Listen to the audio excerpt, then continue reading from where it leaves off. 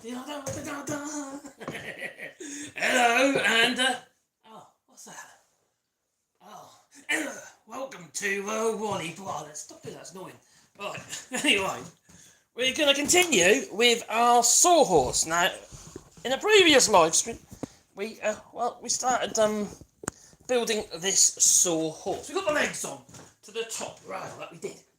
And as you can see, I haven't actually unclamped it yet. No, one of the clamps actually fell off actually, which was this one. Oh crikey, it might be why. Yeah, okay. So let's move that clamp. Oh my giddy hell! It's caught me! Get out! Who's got it? Right, sister. Right. Oh, sorry, now that's live. There you go. Right, audio check, that was working. Good. Right, so what we're going to do is we'll put the top on this sawhorse. That's what we're going to do. I've got a piece of wood ready, and we've got to clean it up and what have you. I've also, in this live stream, I want to level the legs. Because it's rocky, like a rocky table or a rocky stool. I ain't got enough bear mats for that one, no. So, what we're going to do first is clean off the tops. I'm just putting my clamp away. Trim these flush. Alright? This has all been made out of offcuts and scraps I've got. This is actually a part of another pallet. And these legs are offcuts and shutters that I've made for a customer. And the old bit of deal is something I've got for the top. This is something I got from outside, and it was covered in moss. But I just need a bit more cleaning up, a bit more truing up.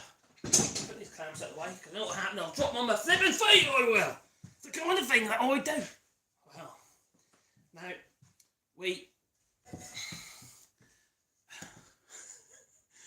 as you can see, we fit the legs into the top rail like so. We did that in the previous video, in the previous live stream.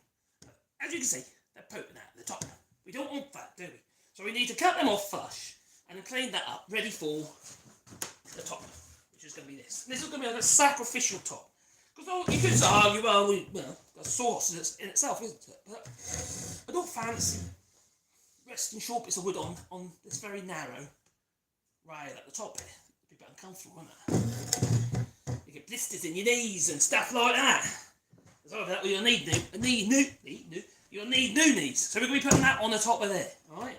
Also, this gives me somewhere to clamp to as well, if I want to clamp bits of wood to it. Now, I want this sawhorse purely ready for use with my, say for instance, a distant panel saw. And that way I can actually have it at the right height. The problem you try to cut wood with a paddle saw on your workbench when it's that kind of waist height, this bench is the right height for me. The problem is though, it just doesn't work, it's just wrong. You're supposed to push in a downward motion, you know what I mean? Kind of a bit like that, yeah. So, first of all, we need to put this one aside. I need to pour myself a drink before I end up losing my voice again. Green tea, actually it's licorice, red leaf. So yeah, that's my tea. I need to cut these off the top here, but the problem is, because I already used this with the glue, so I mixed too much up basically. That's cascamite wood glue, it's very, very hard. Let me show you. It's been a few days now since we actually made it. I was hoping to do a live stream the day after, but it didn't work out like that because the glue hadn't gone off, it was too cold. So it takes a bit longer to go off. But it's definitely hard, it's definitely gone off now. And this is cascamite powdered resin wood glue. As you see, it's quite a hard glue. It's good stuff, it really is. It's waterproof, within reason. Obviously nothing's 100% waterproof, is it? But yeah, it's one of the more waterproof glues. It's more waterproof than any PVA you're going to find. Although I will be doing some tests on PVA and wood glues very, very soon. Beans, Eureka Glues have now sent me over some D4, some more D3, and I've got to test, hopefully I can find some D1 somewhere, which is pretty much not waterproof at all. I'll do a test, see whether or not, which is the most waterproof and how waterproof is it. But also make a comparison to the cascamite as well, probably. But it's, the problem is with this, you see, because it's hard glue, if I just put saw through the hand saw, I'm going to take the edge off my hand saw, aren't I? Which I don't really want to do that. So ideally, I'm just going to, I think what I'm going to do first is just knock some of this off with a chisel first before I take a hand saw to the legs. Cause I don't want to take the edge off the saws for the sake of not actually cleaning the glue off.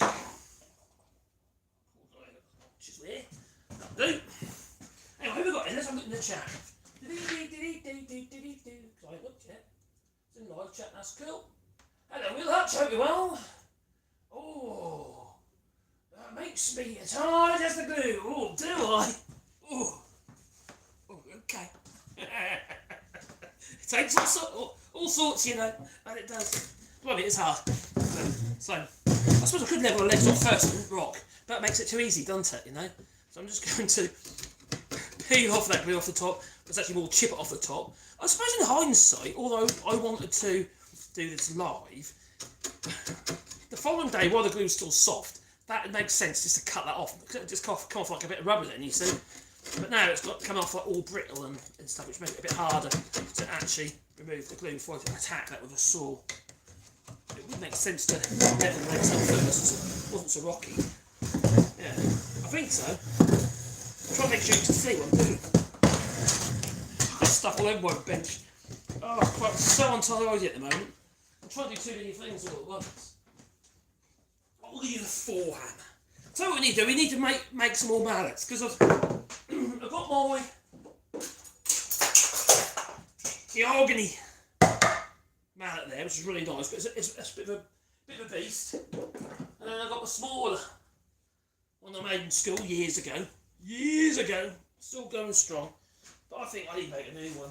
I want one of the fancy mallets. I keep seeing these people online, these YouTubers with their fancy mallets, with purple heart and stuff like that. Yeah. I want like lignum vitae or something, or maybe ebony. I don't know. Something really hard, an ironwood. Green heart, maybe. I don't know. Whatever I get my hands on, I suppose. Okay. Check that off there. Quite gets flying there. I'm wearing my safety specs. Now these safety specs that I wear, they're by Vision and they're corrected. They're I say they're corrected. They're like ready specs, but in safety specs. Because my eyes, I'm quite lucky that the opticians basically they're equal. So that isn't too bad, is it, like that? So I'm quite pleased at that. But these are quite good because these are varifocals from there to there. So when I'm close to work like this, I can see, but then I can still see over there when I'm working the table saw. Makes perfect sense, you see. And that way I managed to keep my fingers. Good idea, you know. That is crikey. If only my mate Brian knew that, yeah. Yeah, he used to take his glasses off. Because he was, it was long-sighted. Long-sighted the other way around, I can't remember. Anyway, he used to take his glasses off. Well, short-sighted. That's right, yeah. Whenever he's on the table saw, it's the other way around. Well, anyway, he used to take his glasses off at the table saw for some reason. And he cut a finger off. Top of his finger. Not what table saw, that was the plane. Took top of his finger off. That was nasty. Messy. Bloody. I can't remember what he did with his guy. I can't remember short side, long side of the wall was. Short side. No. Why did you take your glasses off? That's a bit stupid. He did. He took his glasses off until the table saw. Or maybe he was going to put no pair on and he didn't. I don't know. Or maybe he was just lazy. Oh, there's one little bit of wood. That'll be alright. Yeah, it wasn't though. Not a finger. Well, that much of his finger anyway. Yeah, the plane that came around just ripped the top of his finger off. It wasn't a great idea. A big old Woodworking plane. There's Woodworking to start with. There's Woodworking. Big old thing. They were the days. Oh, crikey, what did I say there? Who's that? Come on, Ivory, hello, buddy. Another part of the, nice one. Trees. I made you a sign, you know. Oh, by the way, I've got another laser coming. I'll have 2 lasers. Mini-me, stop pumping the laser. And this one, I've managed to talk them into giving me the biggest one they got. A 40 watt. The other one is a 20 watt, which is pretty powerful for a laser engraver. But this one's 40 watt, so it'll be much better for cutting. So I'm quite looking forward to that. Same company, but different marketing company. They didn't realise we had one. Didn't tell them. I do have to make 10 videos I've got to make for. So no money's exchanged, anything like that. It's just literally what do you call it now? That sponsorship, you know, sponsorship in the form of equipment. So just take that glue off there, just so I don't bugger my saw up. Because I was a bit overzealous with the glue. I wouldn't normally put the glue in the box, to be honest. And really, it'd make a lot more sense to remove the glue while it's soft. You just peel it off. See? little cack-handed. This is a Wards. Is it a Wards one, this one? Ward cast steel, or was it not? It's a cast steel chisel. I think it's Wards. A very nice piece of steel. And there I'm chip and glue up with it. A hell of an edge.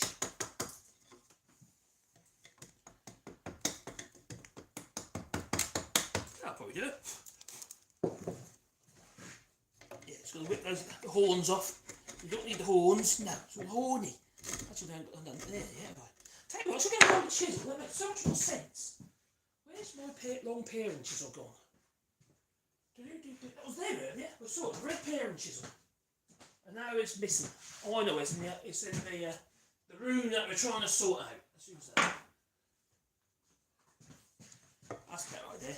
Ah, why didn't I use that one before? It's blunt as well, which means it probably needs sharpened. It's okay for this job. That way, it's going to sharpen anyway, so it's alright. Okay, what we do want to do is ideally make it so it doesn't move.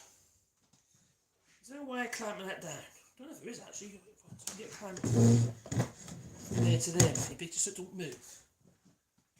La la la la la.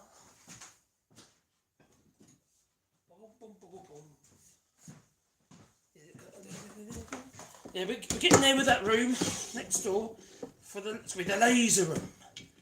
Yeah, and we're getting there with it. It's starting to come together. I've put some stud work in to set. Might work, might not. Might have to put some weight on that end. So I've got nothing to clamp it down. So you see, I've got something heavy. I need something heavy. Apart from me. That might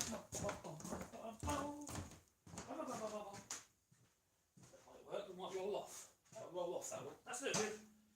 Oh, crikey. You'd think I'd have something heavy in there, wouldn't you, really? I know where there is something heavy. That's what I could have just put in the vice. Oh, it's fun. Right. I could screw it down. What if I put them at a slight angle? How might do it? Not ideal. Yet again, it'd make it a lot easier if I just flip them well, chop those heads. But I'm going to move the camera over there, see? So I'm going to use the table saw because it's a level, you know, it's reasonably level. I'll stop moving. Right, so we need to. Japanese pull saw. Be cut from the wrong direction actually. I'll tell you what needs to be sharpened is my distant hair. So take the edge off it. Who's big down? Big down.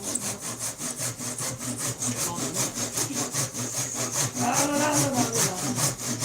doesn't be sharpening anyway. That's another video. You sharpen the saw blades I had here. Because the saw blade I had in my table saw was had to put six. Blunt.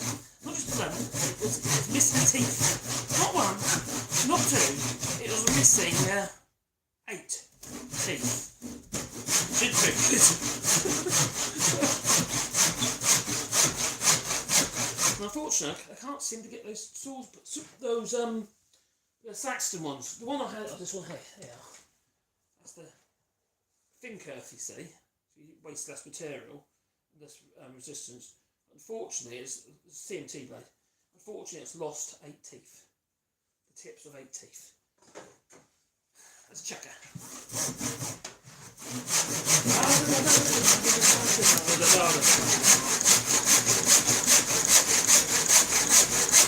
There she goes. It's a bit of a natural position, it does. But rowing. I used to do rowing years ago, sculling, you know, the old skinny boats with the long oars. Years ago. I used to be quite good. But I was skinny then. Skinnier than I am now, anyway.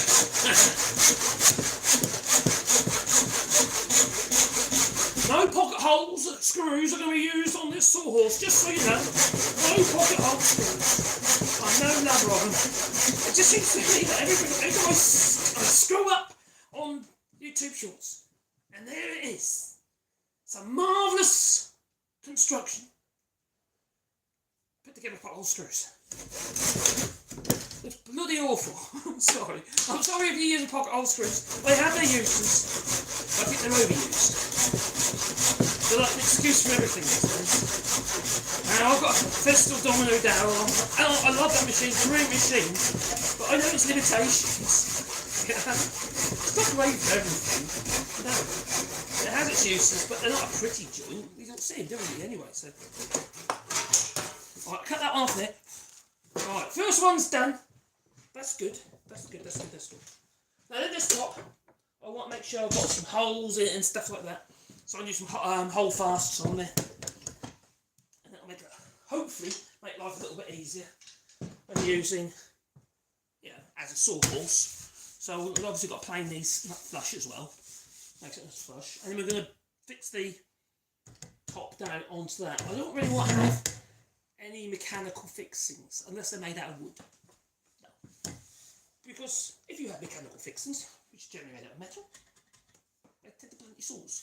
So if I've got screws in it all over the place, I'm at risk of okay, I'm pedantic. Okay, maybe it doesn't really matter that much, but it does to me. Okay, it makes me happy. All right. Well, I know what I could do. I'll cram that down so it lines up correctly. Would that work? See if that works. Onto the vice. That one. Did that work? See it now. It doesn't. I'll say it doesn't work. Oh, it's in the wrong place. I'll be an idiot now. Again. Right, let's try it. Hang on. Oh, crikey. These things that push it over the edge. Oh, pushed it over the edge now. Right, let's try that. I really should have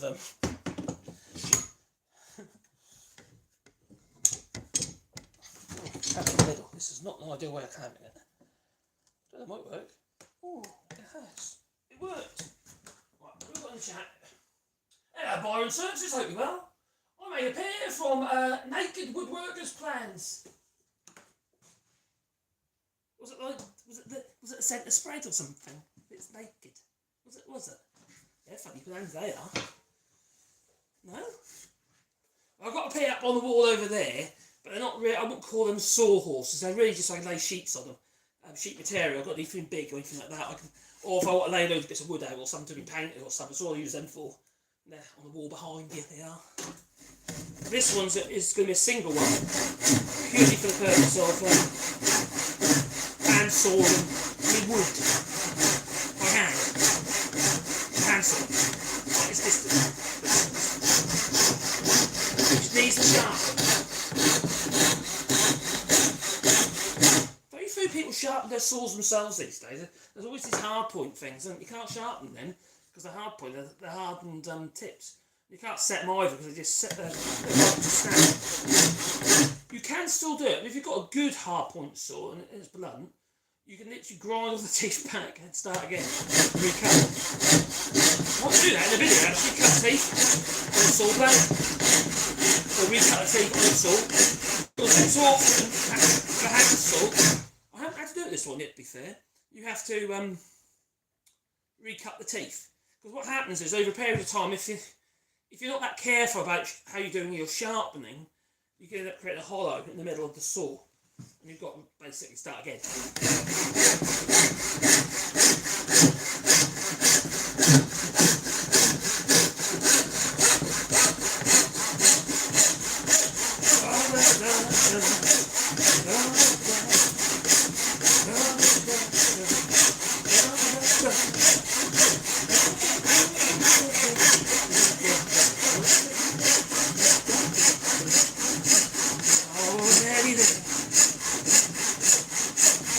It wasn't blunt, it is now.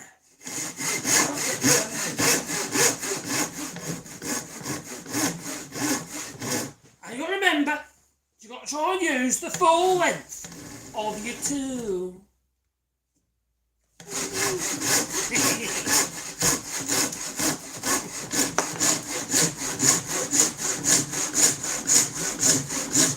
Oh, we're nearly there. We're nearly there. There's the gloves. Oh, crikey. top. It looks quite pretty from the top. You can't see that, can you? No. So I'm privileged. I am privileged. Right. Take it off there. The next step, even though it should have been the first step, I'm going to level the legs. Oh, how do you level the legs on the table? Oh, blimey. So it's not all wonky. Like that. We don't want it wonky, do we? No. No. If it's wonky, if I try sort it wood, that's going to be doing that. Plus at the moment, it's sitting on the corners of the feet, on that part there. But we want that parallel with the top. So I wonder how I'm going to do that. I could do it on this tabletop here. But the flattest thing I've got in my workshop is my table saw top.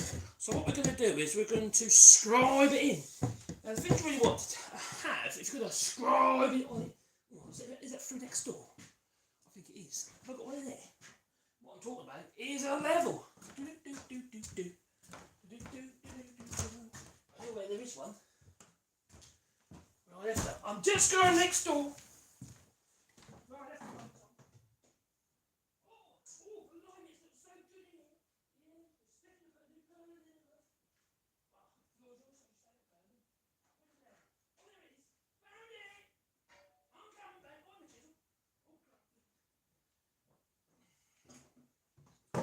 And put up, stiffen the floor up so you can stick more rubbish on the roof on the mezzanine.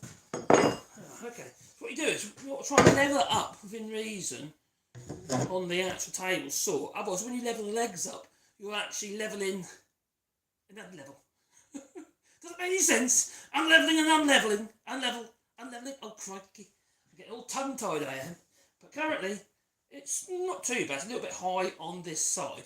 But we'll move over to the table saw and use that as a way of marking. Now how we can actually do this, there's two ways actually.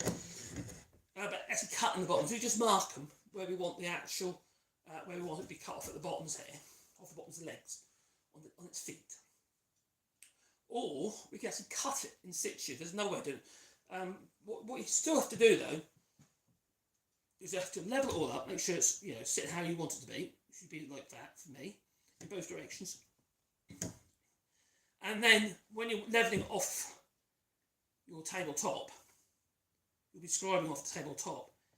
It will then be parallel with that top, if that's level, and you know the tabletop's level. I know that's level already, so I set it level. So I'm quite happy with that. Oh,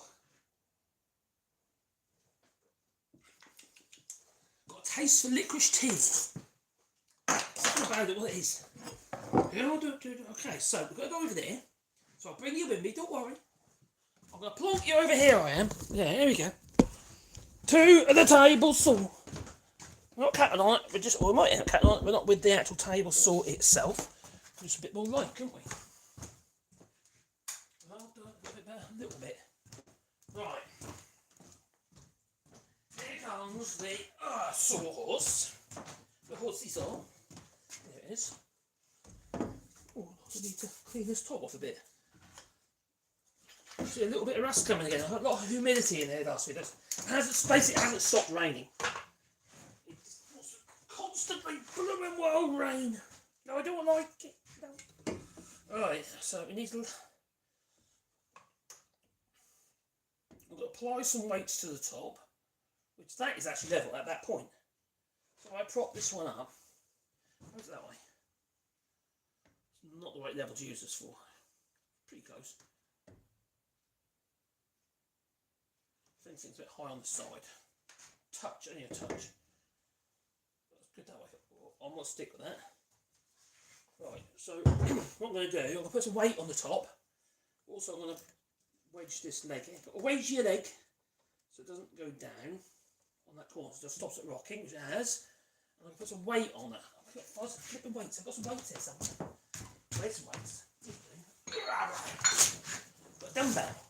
Who's the dumb? That'll stop from moving. I know you can't see all of it, you'll get the idea though. Right, move that out of the way.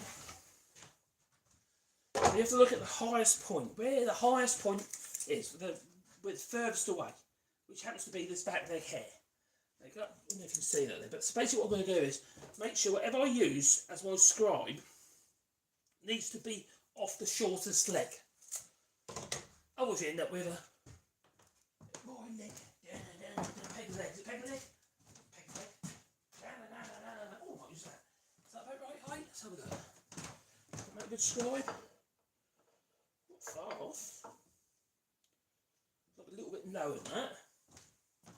If I can find something like that, if not, that will do. I'm rummaging in my box of bits down here. Oh, there's a bit of wood in, that's all.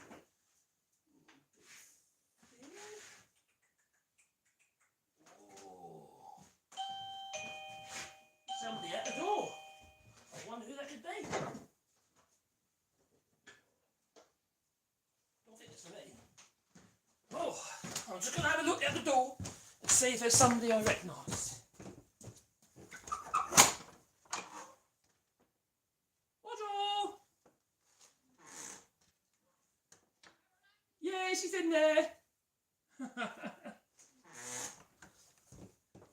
My French neighbour, Violette. Yeah, I've got neighbours. Sort of a neighbour. About a kilometre away, but a neighbour. I like it that way. That's it, always there'll be our space there. So that's what we're going to use to scribe with.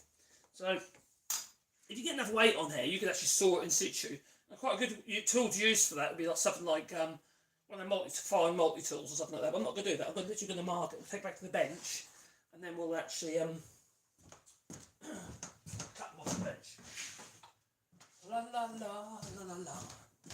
I've got a pencil, and it happens to be a Cascamite pencil. Yes, they're now sending me promotional material. Cascamite wood glues. As in, this is you eat your wood glues, but this one's Cascamite.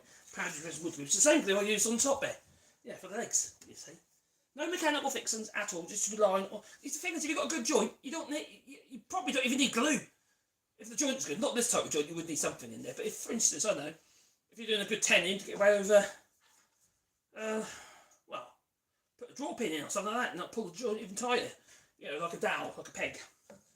So when you do, if you're going to draw your mortars and tenons, like for instance framing, what have you, for oak framing, they actually when they put the mortars into the tenon into the mortars, they don't necessarily think, oh, when we put our peg in, we'll just drill a hole straight through the two at once. No. What you do is the hole in the tenon will be nearer the shoulders, and what happens is when you push the dowel through, tap the dowel through the peg, it'll pull that joint tighter. So you draw it together. That's how you're meant to do it anyway. Sadly, things aren't done as you're meant to do it anymore, are they really? It's all for quickness, speed, more money to be earned, you see. So what I'm going to do, I've got a bit of wood on there like so. You can see that, now literally on the pencil, and use that as my guide. Now, providing I don't move the actual sawhorse at any point. Okay, I can't really see what I'm doing. I'm over here now. I hope it's marking it because I can't see. Alright, so I'll put my line across there like so. I'll do the same on the other end here. I can turn you around a little bit so you can see. Get the mouldy there, mouldy. Alright, on here, and then we'll do that on here like so. Effectively what we're doing, well, we are basically marking a datum line, effectively. So that should all be exactly the same. Each line should be pretty much exactly in line with each other. I know what we've got on the other side. Right, okay. So now we've got our 4 marks, one there, and okay, can't see it. There's one over here as well.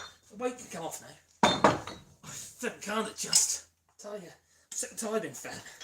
Right, you see what I've done with a pencil? I put magnets on everything, you see, even on my pencil, so I don't lose it. Alright? If, for instance, on a table saw and you put your pencil on your table saw, it vibrate off your table saw and end up on the floor and get stood on. But also, I can put it on the side of the table saw, the side of the plane. I only have a machine I've got, and I've always got a pencil with me, just because I put these silly little magnets in it. To glue it in. Works, you know, sort of.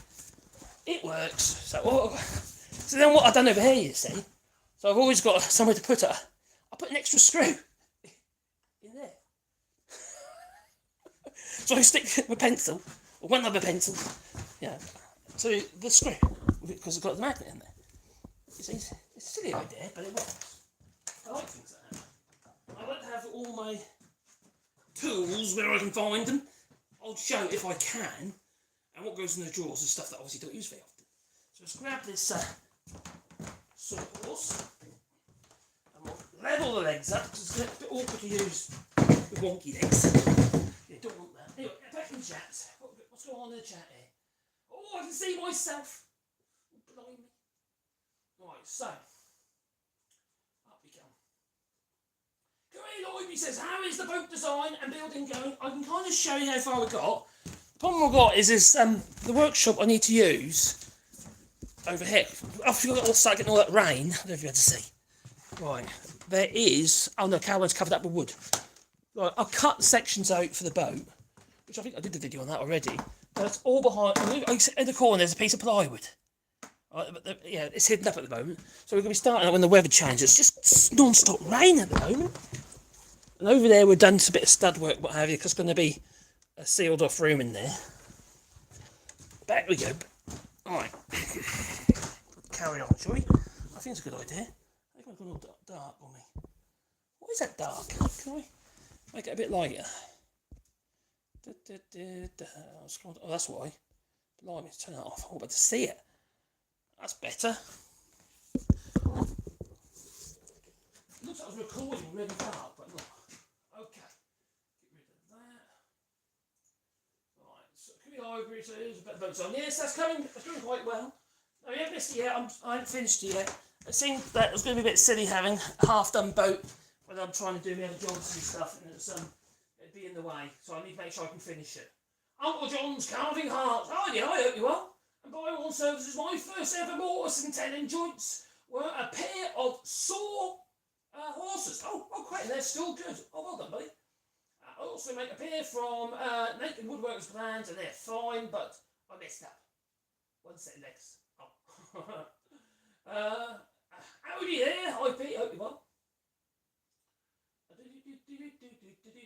Micah Fuller, hello there, hi Wally Bro, all good with you, and you're good. Yeah, she's good. Oh, you're from Caister. Got a Caister boy. Yeah, not far from Oregon. I used to live in Salhouse in North, near Wroxham. Yeah. Everyone thinks Wroxham is Wroxham, but it's not. It's actually Hoverton. Wroxham's a different village. Yeah. You're Norfolk, anyway, Norfolk. I'm a Norfolk boy. Hello, Jane Parvey, hope you're well. Good afternoon, everybody. Hello, Wally Bro, hello to you. And Dave Mack, hello there. I commented on one of your videos about a plane a while back, and now 15 and got a job. Oh, now 15 and got a job with our joiner. Oh, excellent. That's nice to know, Dave. Excellent.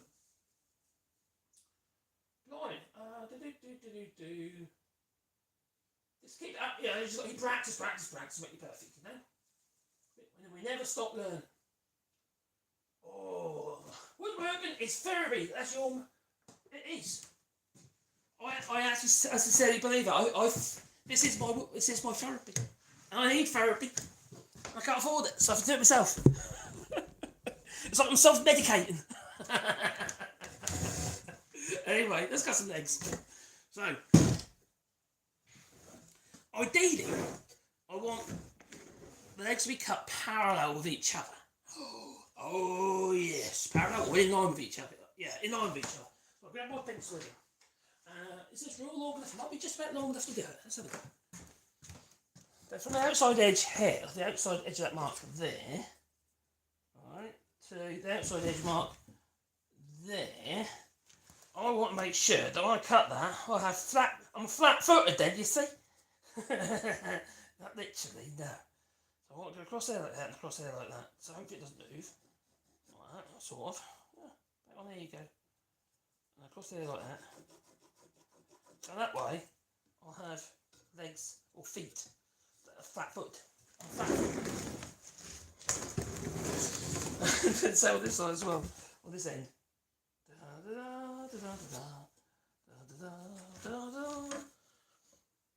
That's quite nice of I know that I'm making videos and stuff for, but Uric Glues, the other had Jan Shepherdy from Uric Glues.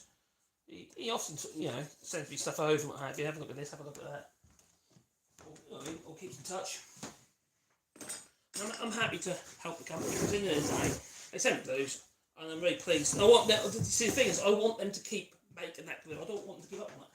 The Cascamite is. I don't want to do a polyvine on it. Because polyvine wood glue's wrecked it, then your glue's took over. So we're going to just use the power saw. You can use power saw if you want, or you can use sabre saw or jigsaw. I'm going to use my hand saw so I can follow this vertical line as well as the scribe line that I put in.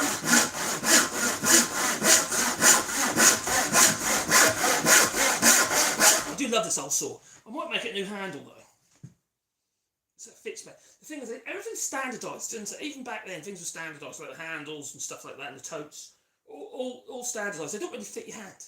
We've all got different size hands, haven't we? You know, it's like some people got different. Yeah, you know, they're all different, aren't we? Yeah.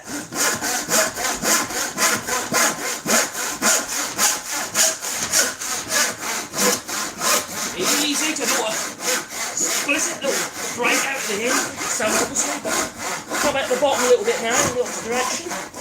So we're going against the potential breakout, and hopefully I'll get none. And I've got no breakout, see? It's simple! It is, that looks right. Let's do that one. I hope they all work out right, you know. I hope it ain't wonky. Don't want a wonky leg, no. Oh, what's going on there? What went on there? That went right. I just need to change that because it's made a booby. Oh, that's the wrong line, that's a different line. Oh, you idiot. Does that change that at all? Oh, better make a difference. That's alright. Phew. What I've done is, when I put my line across the two legs, I make the boob. Yeah. We all make boobs occasionally, you know. That line there was one from I was marking at the length of the legs. Not the one from the scribe, hence that's perpendicular to the edge. If you can see that just there. Whereas the line I should have gone to was the one on that side. I'm an idiot. Right. I could put this in there, couldn't I? No, go in there? No, going that way. Put them on, I'll do these two legs. Right, I can't on that end, because it's going to be in. Oh, it's the easiest way to do this. I could use a hold down, it's probably a better idea. Could you hold fast? Hold fast! Get your worms out, Marcus! Oh, blimey! I'll use my hold fast, there's one here. I do like these things, these are good, these are. I would like to actually make it so I can actually make some more sockets. The sockets that come with these are cast iron. They're very old, these. I think it's 145s or 146s. 145s. These ones are quite old, but I think I can make some pipe or something, you know? And that would work. Then put them into the top for this sauce. Right, so you need to go that way now. One thing that's unnatural, it feels unnatural that. Right-handed. I don't be cat-handed, I want to be right-handed. That'd be better. I think that'll do it. Is that one there? Okay. It's like saw on Derry McGee half it is. Yeah.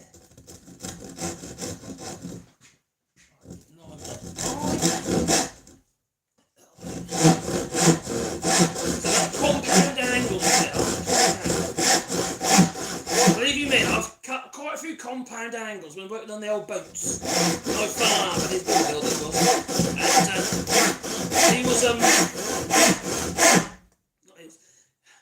boat comes in funny shapes, right? So you have to scribe in all the bolts, but then you've got all those angles for the units, the cabinets and stuff like that has to also be scribed in. And the compound angle, yeah, trims or whatever. Rocking horses, bumholes. The draw pulls, by the way. It's like a little wooden hole thing in. We call them a rocking hole. Yeah, we call them rock horse bumholes. What that's called, anyway. Oh, breakout. You're not paying attention. You see, that's what happens when you get overzealous. You get breakout. Oh well, never mind. See, I didn't get a breakout on that one. I did on that one. So I wasn't paying attention. See? No matter how experienced you might be, eventually you're going to cock up. And it's the same with health and safety. Oh, I've been doing it 40 odd years. I ain't chopped off a finger yet. Oh, don't it? Just you wait. One day it will happen to you. Now, my philosophy is be running scared of the thing that's going to bite you. Yeah. If you saw a lion, you'd go running scared, wouldn't you? You'd keep your distance. And that's what I say. Playing with saw blades that are spinning around at high speed. I say to myself, oh, I'm going to keep my distance. I'm not going to be in line of the blade. I'm going to be to the side of the blade. I'm not going to be over the top of the blade. If I can help it. Always be aware of the thing that's going to bite you. But I'll tell you what I won't be doing is wearing blooming gloves when using a table saw. It's the worst thing you can do. Oh, blimey. God, it's lethal.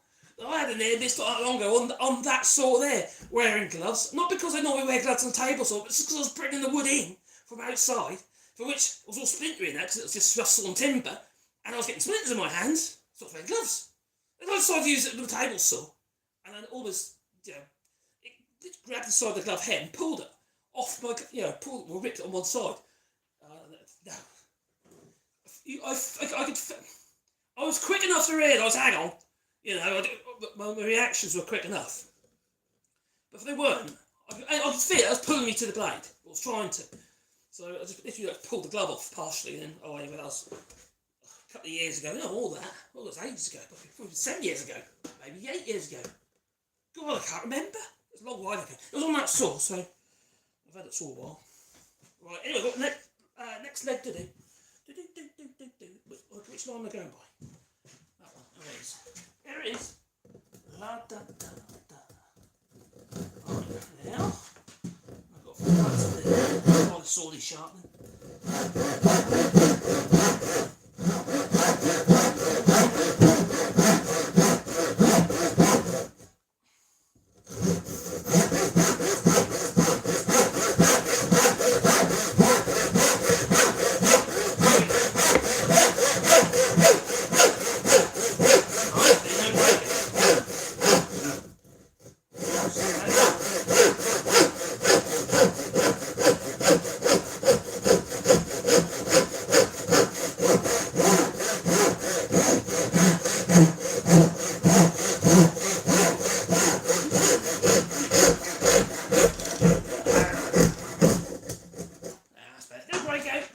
Attention. I was embarrassed, you see. I embarrassed myself by causing breakout. That I did. Got a dribble of glue down the leg. I know it's not furniture, but there are a lot of things you can catch yourself on. Right, last leg. It's that one. Then hopefully, touch wood, it's going to be reasonable. Might be a bit of tweaking to do, which I'll probably just do in Saturday. If there is, there will be a bit of tweaking, I'm sure there is. Da, da, da, da. Right, last leg. It's always the last leg as it is. And then we'll flip the top. The first part of the top. There's going to be a tray in it as well. Just tool trails, a tray, just so I've got somewhere to put the saw while I'm actually working. Yeah, so there won't be things laying around the floor and stuff like that. But these are pretty blooming solid. There's no need for any mechanical fixings at all. I'm not going to put bolts or anything like that in there. Just leave it just as it is. It's a good strong joint it is. Yeah. That's when lead falls off, isn't it? And all I'll get in the comments, use flippin' pocket screws, you idiot. That's what you'll say, isn't it? Pocket screws. Oh, blimey, flippin' pocket screws. Anyway, just check the chat. Right, what we've got going on here. Oh, there's somebody at the door, there is. There was, that was my neighbour. Woodworking therapy, that is, yeah. Yeah, well done, Dave. That's pretty cool. So, Jamie Parfait saying, Dave Mack, congratulations on the job with your joiner. Excellent. I'll tell you something, if he's, time served, you'll learn a lot from him. Just watch. Watch and listen. Don't stare at him, because he won't think you're weird. But just watch this. Be interested, that's the key. Be interested. Talk about things that you think that maybe he might have liked in his past. Yeah, tools that he might have liked in the past. So, have you heard of this? Or have you heard of that? Do you mean that sort of thing? Because they'll bring back memories. If he can reminisce himself, he'll love you. He will. If that's what you do. It's not just, as long as you're not talking about pocket hole screws. Don't do that. Warhorse. Oh, there it is. Who said sorry? Someone said sorry. What are you sorry for? Ignore Petrica sent. Oh, did he say that? You are Helly. I'm not Helly. What? I was worried. No, you missed it. I'll be there. I'll be coming soon. I think I probably was a bit overzealous and starting to. I should have started in the spring, really. Well, actually, very soon now. Last one I built was a college 18 years ago. Guilty of just buying arbora saws. Now, don't do it. Now, they're a different thing altogether, really. Are you talking the ones with the clamp on?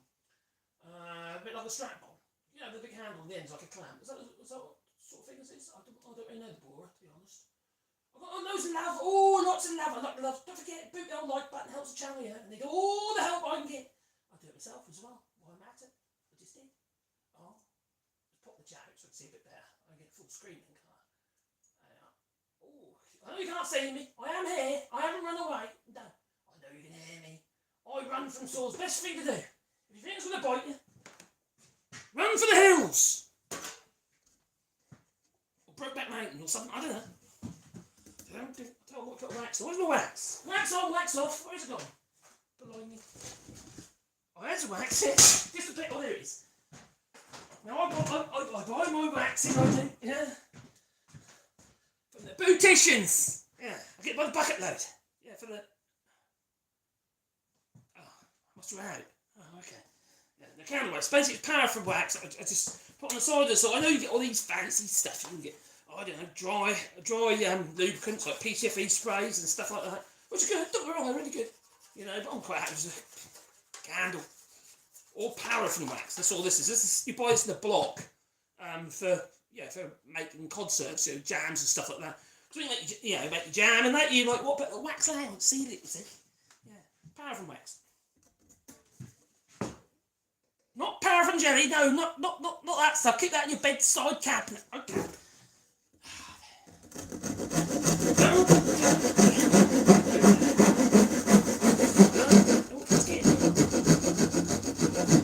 Oh, crikey.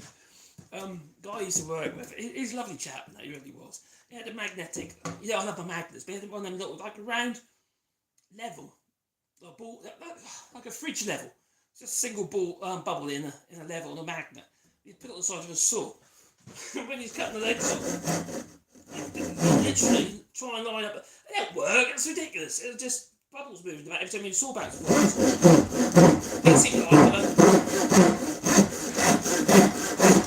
He was strange though. He polished his shoes a lot. He actually polished his shoes and T-breaks. That was really weird. Jonathan Pardon, his name was.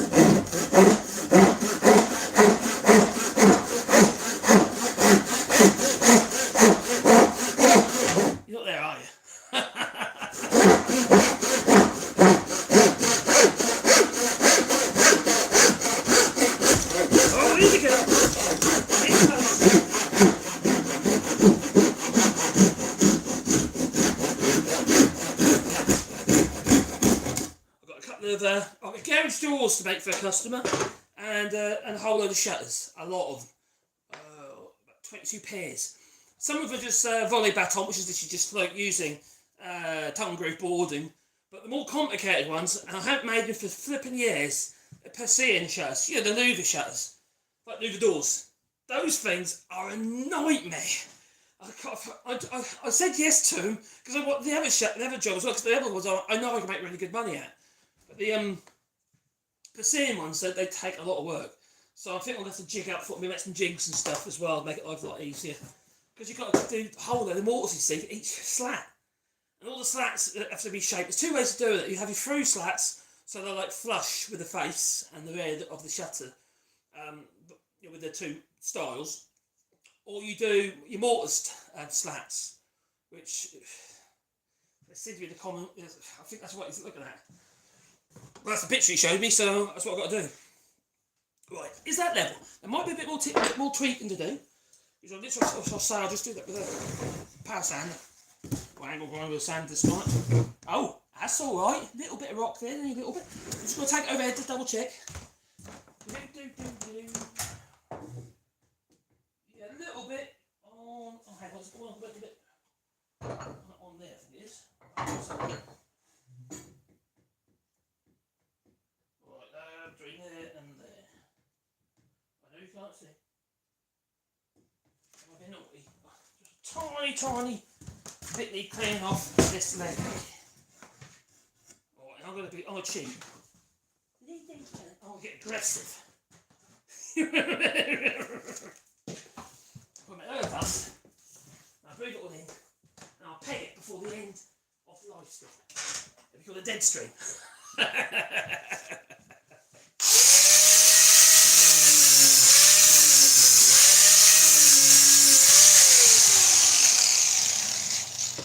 Air filtration on. Takes about 10 minutes, but there you go. Oh, that feels better. Just double check over here. Oh, happy with that. That's good. It's not a rotten. That's oh, it's lovely. Oh, it's lovely. Oh, crikey. Just going to quickly stand a real wet mask really. I think my nostrils are ready. I'll tell you what I'll do. Right, just a sec.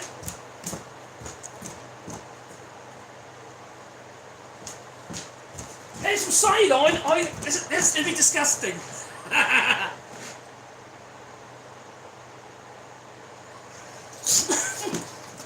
You wash your sinus out, it's perfect, you see. Oh, crikey, I was watering. Oh, blimey, why did I do that? Oh, crikey, that's nice. A new one. Oh, I do that 2 or 3 times a day with it. It's called Necky Bowl. I've got a couple of them here, one here and one in the house. And it's actually quite important that you do it. It needs a saline system, it's like a salt water solution. What it does is, you see, otherwise all that dust or fumes that you work with will sit on your sinuses. And you don't know what's in it, do you? You're nasty. And even if you're wearing dust masks, you're still at risk of getting, yeah, I've got here. You're still just, I normally clip it, like shave it normally. But you don't know what's in that dust, do you? And even the fumes, fine dust, even wearing a dust mask, you still I find I still take it in. And you can have the best dust extraction. If you've got old machines that I have, not everything has got very good dust extraction. Can you hear me still? Oh, no, I hate these things. I hate them. There you go. See my dust mask on, are you impressed? No? Okay. Right, I'm just going to sand the tops of these off and have a cloud of dust.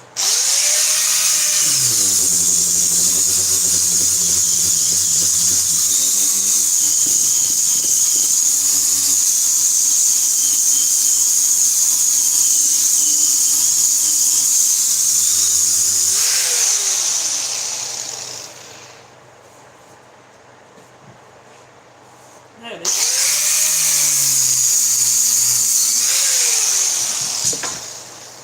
I'm happy with that.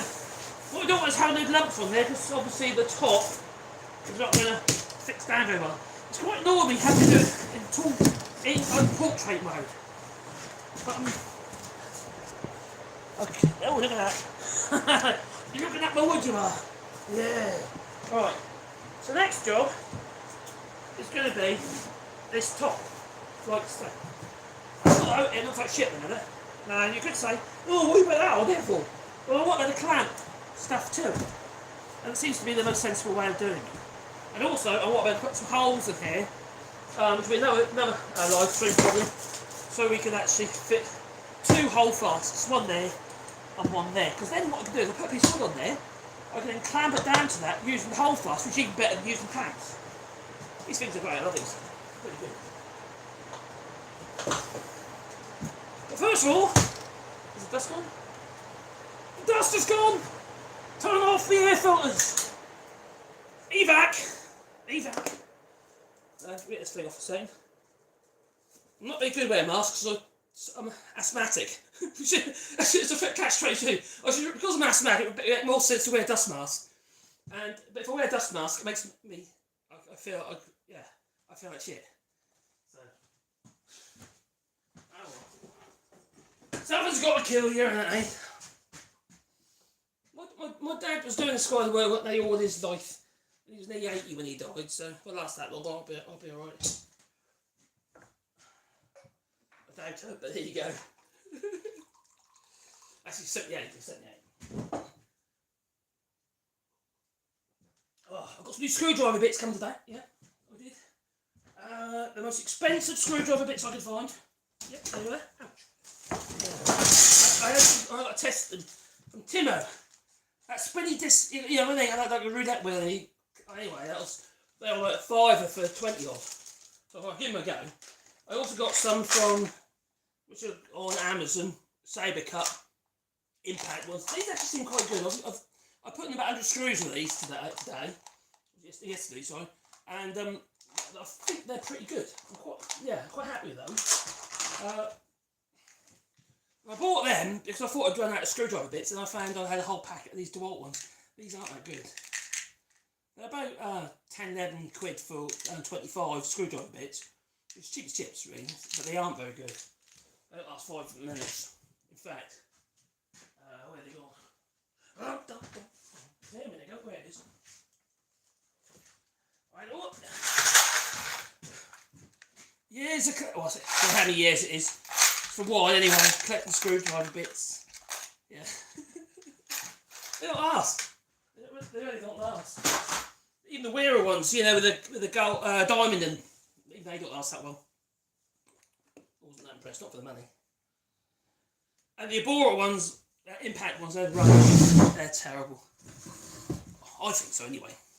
So, I could cheat. We could put this through the thicknesser. Should we do that? Actually, we haven't done that for a while, have we? I haven't done it for ages, actually. I haven't these live streams.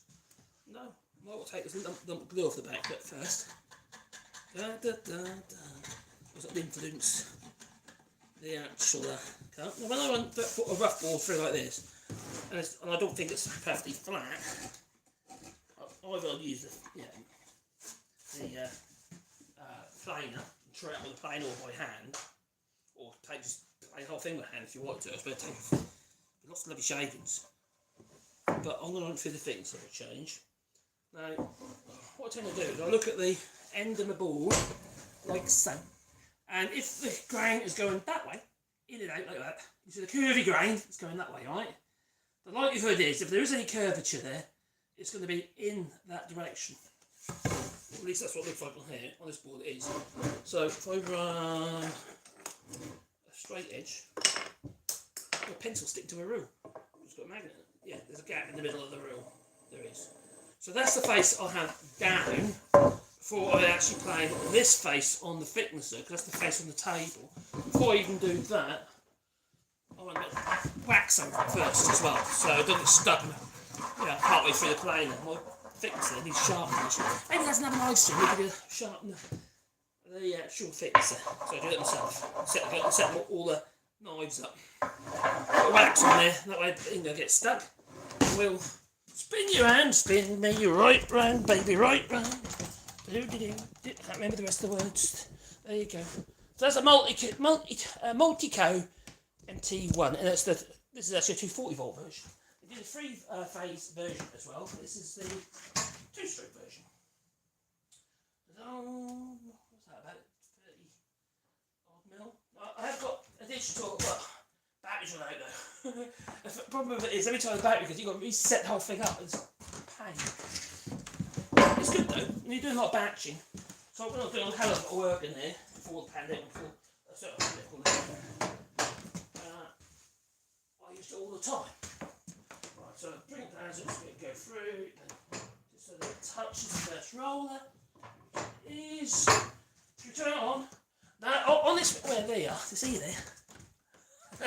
On this machine here, it's connected to a device that I made, okay? An electronic device, and it senses the power. And when it senses the power, right, it sends more power to another cable. And happens to go through, it's in there, right? And it goes through the wall to my dust extractor. Yeah. And the dust extractor sucks, it does, through these pipes. Yeah, they are earth, because they're in PVC waste pipe. It's cheap as chips. Right, and then over here to the dust extractor. To the thicknesser. Oh, blimey. So, under here, alright, we have, well, this is like its hat, okay? It's like its condom. Don't squeeze the top. There you go, right? You've got your cut block here, and then you've got your dry rollers there, feed roller there, feed roller there, exit roller, feed roller, and this is a 2-knife cut block. Now, it's actually, even though it's only got 2 knives and not 3, that one over there's 3 knives, that thicknesser. Can you see it there? No thicknesser there. Let me show you. That one there, that thicknesser there, and planer, that's a 3-knife block, which makes not a really nice finish, but it's unnecessary.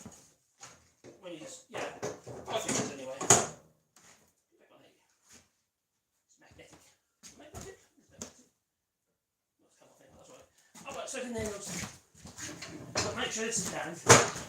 Otherwise, it could bounce up and end up on top of the cut block, and then you've got things flying about all over the place. Okay, might make a good video, but hey, I want to keep it intact. So we're going to press the button. Right, I'll tell you what, I'll show you. The dust extractor, if there's enough light these, I can take a light, couldn't I? There's a light. Well, it is somewhere. Oh, blimey, where is it gone? Is it over there? Oh, crikey. Put on here, charged up, ready to go. Right. Scrap the floor off the lead. Right, we're going in here.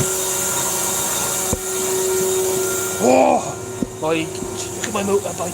Oh, look at my motorbike. It's a GXX 1400 it is. So there's the dust extractor over there. Okay. And that way I don't have to listen. The two things are like a pair of nipples. See them? Those pair of nipples sticking up in the air. That is my dust extractor. And that is a 4 horsepower dust extractor. Right, that sucks through the pipes I do. Right, into the workshop. To either the saw, goes to the table saw, or goes to the planer thickness of there, all this thickness ahead. That it does. Should pass a bit of wood through. I think we should. That needs sharpening, so it's probably going to be all notchy and all, but we could have this job.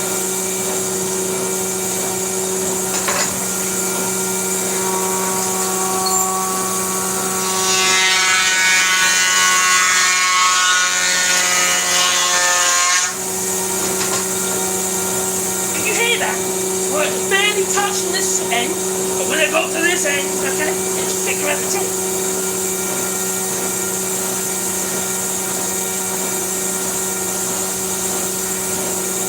Leave her over.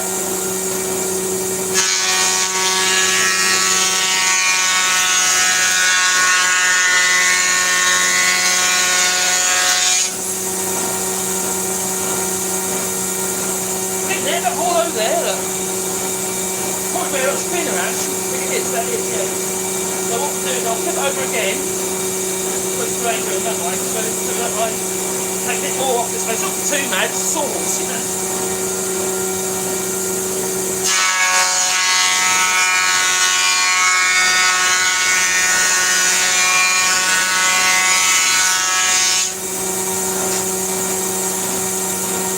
Just over there, I've got my air defenders on there, I've got to put on. I'll get told off yet. Look at it.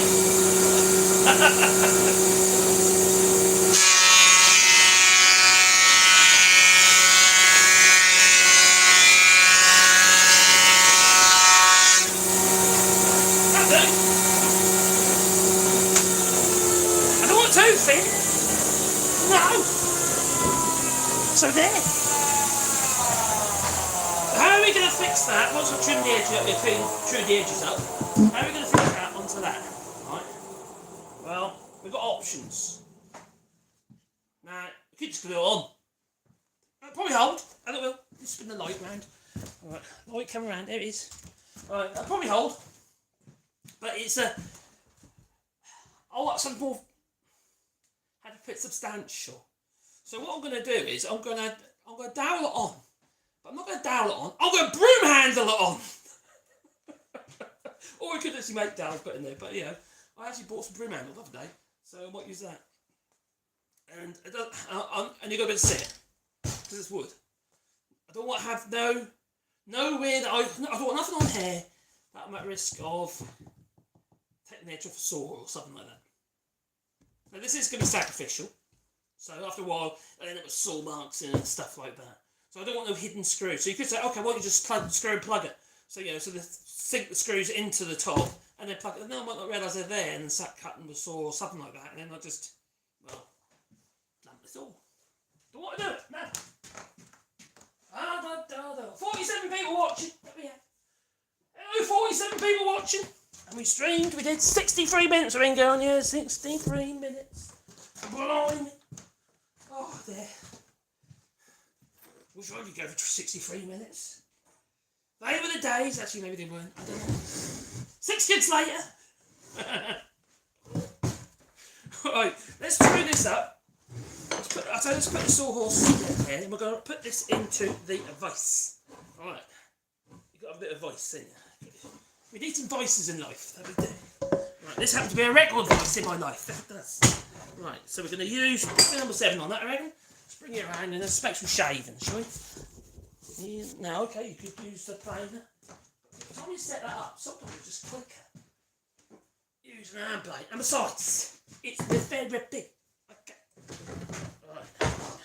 It's cheaper than a therapist. Actually, maybe not, because these things cost a fortune these days. Right, so we're going to take the tips off the old saw cuts first. As you can see, it's touching there. Wherever the high is where the old saw blade went, it's in the middle.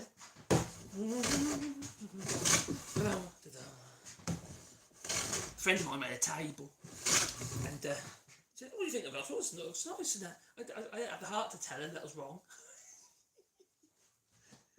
Put breadboard ends on and didn't give it any movement. No room for movement. No. Yeah. There you go. Never mind.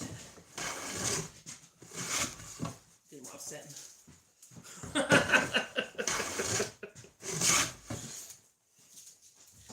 The thing about wood is, you see, that it might be the driest, most seasoned timber that you can find. Yeah, all kiln dried and lovely. I don't know, you've got oak down to 5-6% moisture content. But don't forget, wood don't just shrink as it gets seasoned or as it matures. No, it can grow as well. Yeah, it can grow. Wood can. Yeah, not that wood. No, I'm talking wood. Wood as a crop. Nearly there. Oh, we're getting there. We are.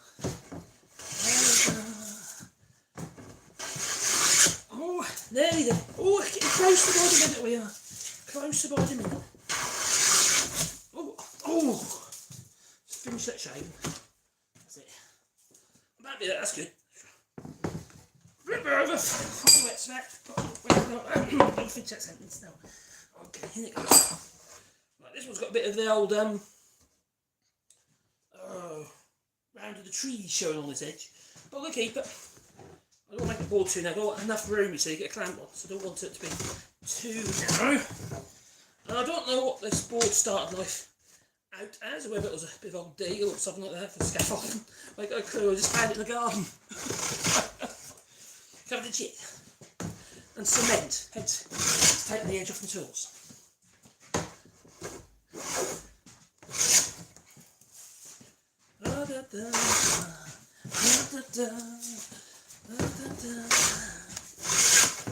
Oh, he's music, don't he? He's music. I'm going to fit copyright then.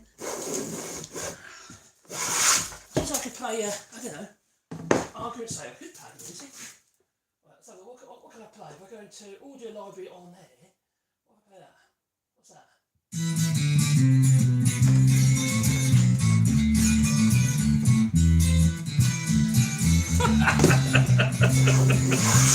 Oh my god, that's terrible. It's free. Copyright free. Right, come on, shape's coming there.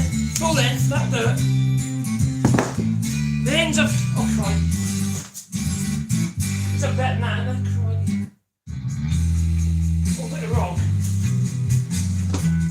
Right, rock. Don't know what I call it yet. I'm just going to whip these asses off so I don't get splinters. Using the older. Turn the volume down.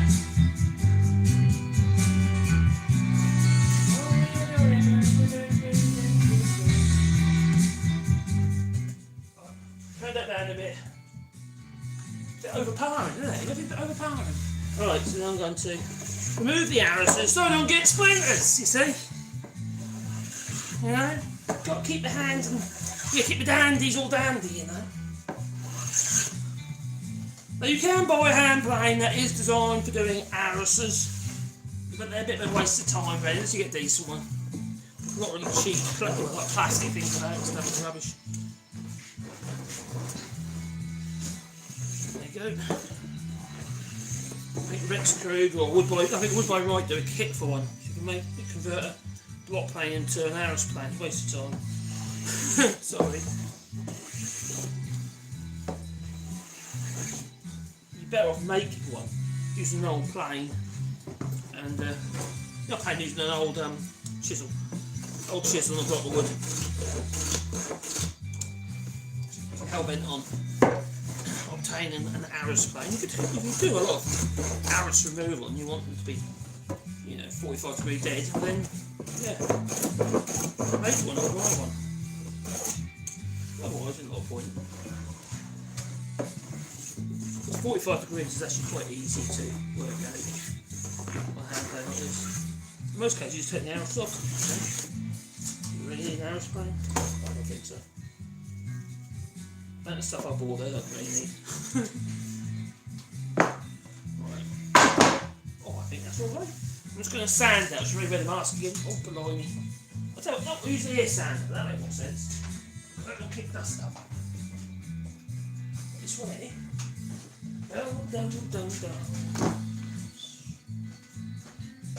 Ah! Oh. Right. I went to put the pressure on. There she goes.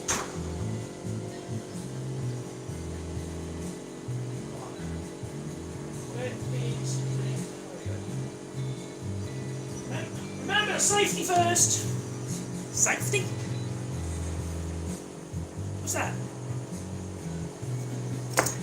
If you see some of the stuff I've done in the past, oh my god. They were the days. But you're right, safety is important. And your lungs. You don't know what's in that stuff, do you? And this looks like it's Douglas fir to me, so Douglas fir is actually listed as one of the known carcinogens. Bear that in mind.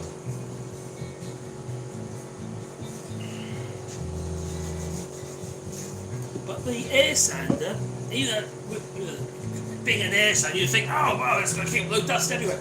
It doesn't, because it doesn't have no fans to keep the motor cool. It actually dust seems to stay reasonably put. I never ever get clouds of dust with an air sander, unless I go with the airlines up and up and about all over the place.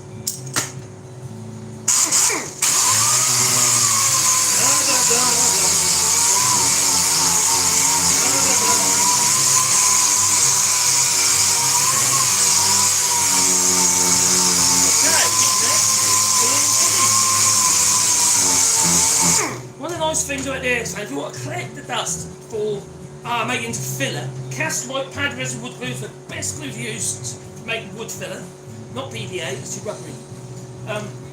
The air sander is great, because what you do when you use an air sander, the dust stays put. All you've got to do is go over the dust, just literally scoop it up, it's there. Right? It's not airborne, no, unless I do this. See? Now, the ideal thing to use for that, for collecting, should have done that, for collecting the dust, is one of them little dust buster type bags, or what, I don't know, maybe one of the, I was going to say Dyson, but not my favourite company in the world, one of them kind of things.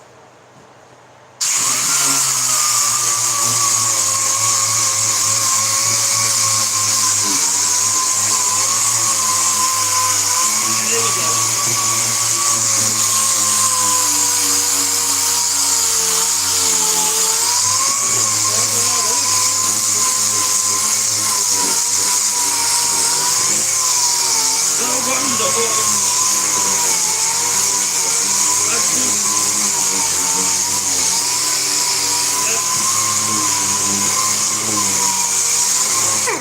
Let's have a smooth one.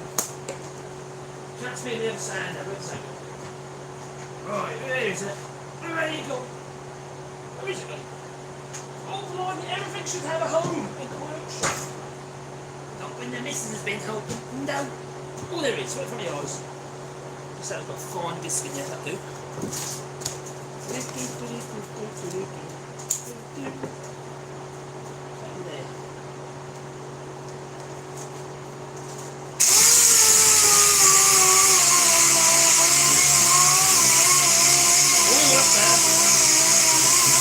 Oh, smooth! Smooth as baby song! Obviously without matte reaction.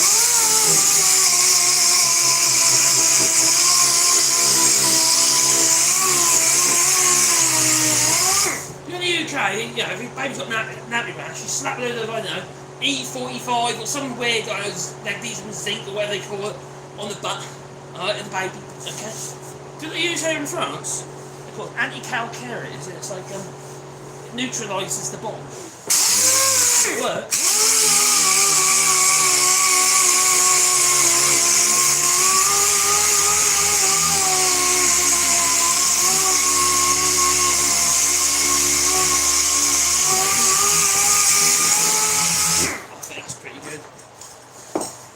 Good enough. It's a sawhorse. You can be too pedantic, you know, over a sawhorse. And I'm going to be hitting it with a hammer and cutting it with a saw. Right, so we're going to fix that onto that side, right? Oh, using my broom handle, which is through there. I'll be back in 2 secs. Where's the broom handle? Oh, you wait, down that broom handle.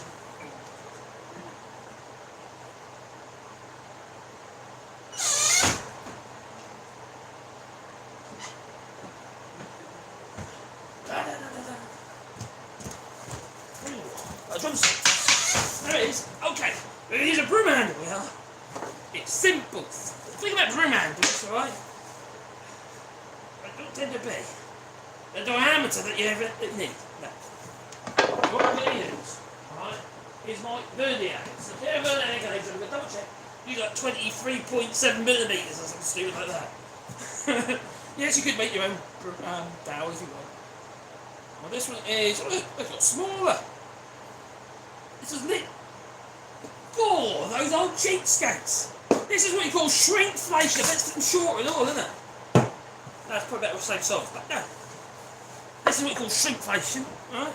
This dowel used to be 23.7 millimetres in diameter, and now it's about 20.2.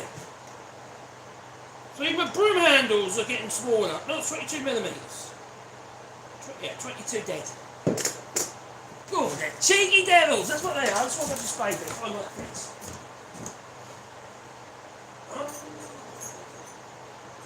Spade bits I did this, they're quite aggressive. It's not spade bits you use. Auger bits even. I've got a sharp one. Find one that I've managed to grind down to the right size. I have. Oh, 22 millimetres. Oh, that's pretty lucky. So it's probably a good thing I've done shrinkflation. It's bang on. Okay. We've got a spade bit that fits. That's never happened before. That's shrinkflation for the better. So, I've got 22 millimetre dowel access to. And then for that, for under €1, you see, it's literally 99 cents. From Action, 120, I can't remember now. It used to be 99 cents for them.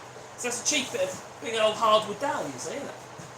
No point making it if you get a hardwood dowel for that size, you know. So we're going to use that as a way of making sure that the top will fall off. I think it's a bit of a depth. Alright? And we're going to wedge it as well. I like to make TV. Now, obviously, I want it to be central, okay? It needs to be central, look, right down the middle there, alright? That way. It's got to be correct that way, right? Take some off there. Right, but also that way. So, I think, you know, okay, we do that. Well, we'll get some clamps, so once I have it in the right place, it stays put. Oh, easy, meeny, miny, mo. Which clamp should I use? Let's use G clamp. Just for the hell of it today. Let's use a G clamp. Alright, so, I've got to put one G clamp down here somewhere. Okay, alright. And then we're going to sort of like rough it up into place. And then we will true it into place. Make sure it's exactly where I want it to be. Okay? I'm not going to actually fix it permanently at this stage, because all I need to do is put dowels on the top.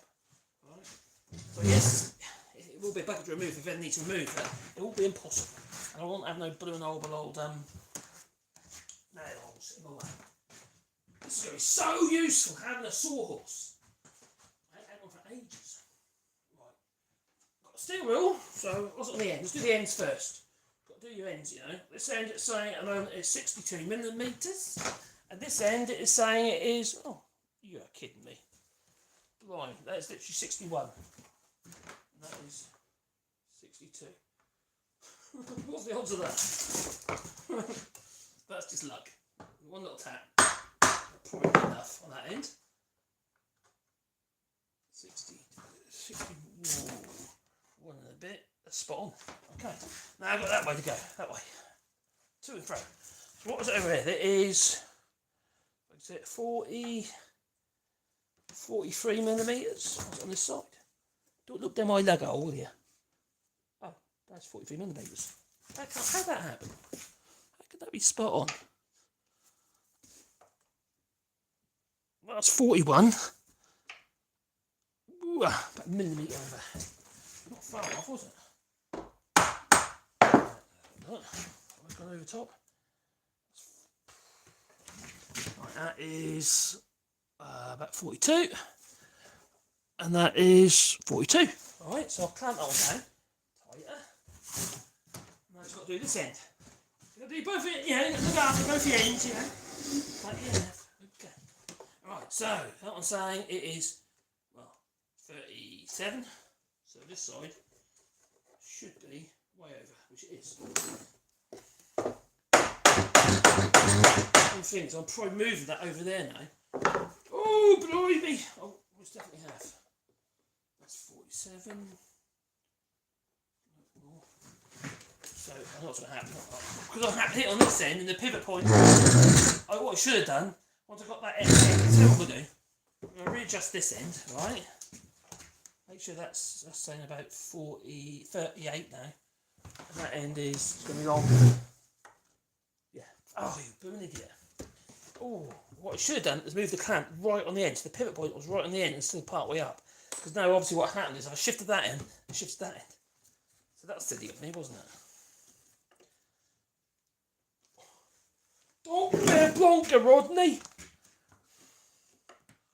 Right. Right. 45.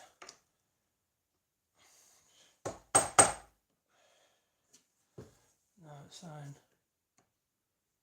40. Yeah, there. So I'm going to move that clamp right on the end. There we'll get on the end. Then when I move this end, hopefully it won't alt this end too much. Ooh, like such an idiot. Right. Quite a handy thing, a sawhorse, you know. You can saw horses on it. I've got a voice horse, or horse voice, what you call them.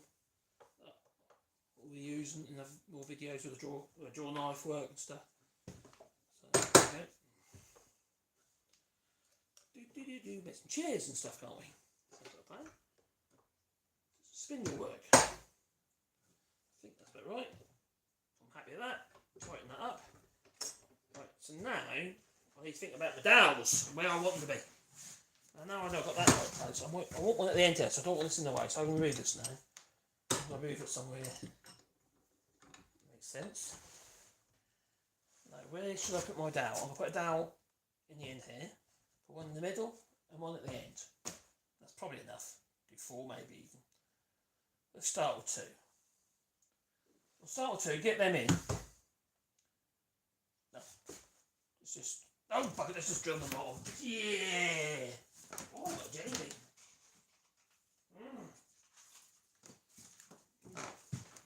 They also send me jelly beans in a glue pot. Customite. Eureka glues. Came yesterday. Right.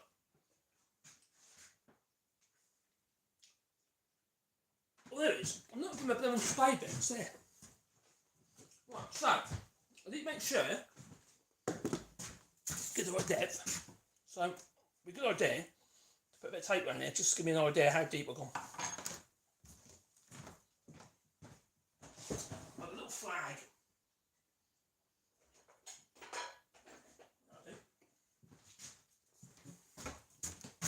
So obviously I'm going to go through the top, then I'll have to go into the actual beam here as well. So what we'll do is we'll just Got 30 people now. I had 50 odd, now got 30. I think with shorts, they come up and down like crazy on shorts. There we go. So we've got our little flag on there. If you watch Sport Channel, there's a super chat down below. It's not compulsory, obviously, but it does help. You put lots of hard effort into these. You don't realise how much work it is giving you too. So simple like that, it's fun though, I must admit. I do enjoy it. I need my pencil. Where is? This is why I put magnet in, so I put it somewhere safe. Put it on there.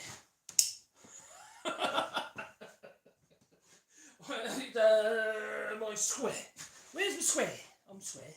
Where's my square? Square. Oh, I'm in such a mess again. You know, I'm usually a really tidy worker because I'm one of these people that need the tools where I can see them. But because I can't sit over there. Because I couldn't see it. I'm going to use. Everyone seems to have a rafter square. Let's have a rafter square. Let's use that instead. Make a change then. My pencil's there. See? That's why I put magnet on the end of the pencil, you see. Little trick for you. Alright, so it's 168. 168, so I know the middle. It's going to be 80, 84. And I'm going to go, obviously I don't go here, because it'll be put at the bottom, wouldn't it? I'll go probably move that right out of the way. Let's put it in line. Put one there, about there, halfway along there, I reckon. Yeah, there, 84.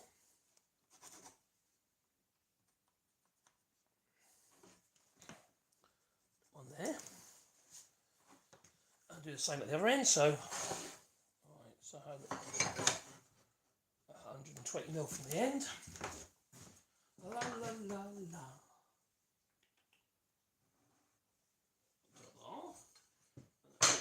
In again. And then split that.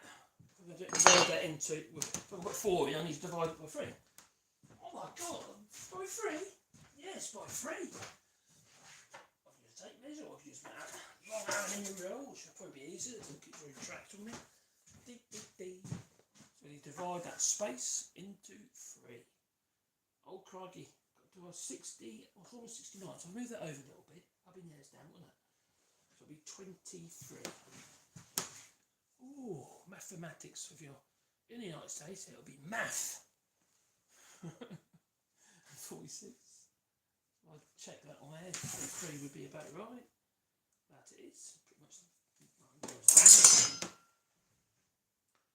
Now, I don't want this to move, so I'm going to make sure I clamp everything down tight. What probably do I did move the clamps where they ain't going to interfere. We're going to push it down with the drill. Right, on there's the one that's in now.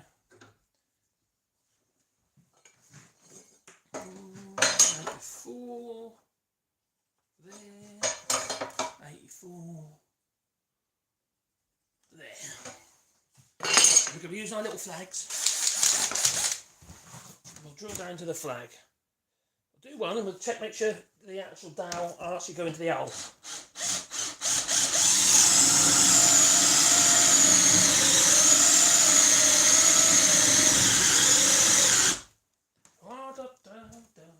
We've got the airline. So there's 2 jobs. One to keep the hole there, and that one will keep the bit cool. I was using temper. Oh, blow it away from you.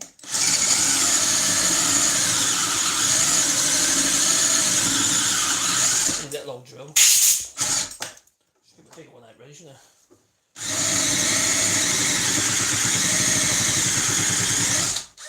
Is that blunt? Oh, it is. Just sharpen that. We'll do it over here. Over here we go. Just on the older. I'll sharpen it on there. A bit of water. Quite a bit of water. Alright. So you got a little bench grind. This one got the big one over there, but it's ideal for this job.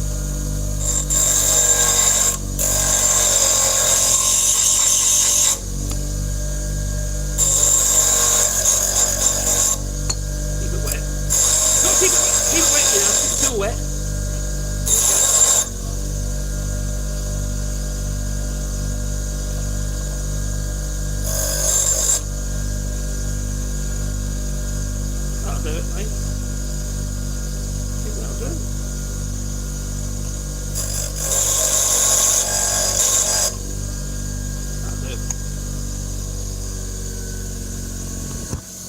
There we go.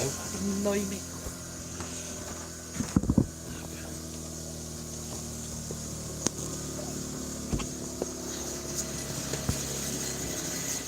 Need a fluid head. That's what you need. Right, let's try it now. All right, there.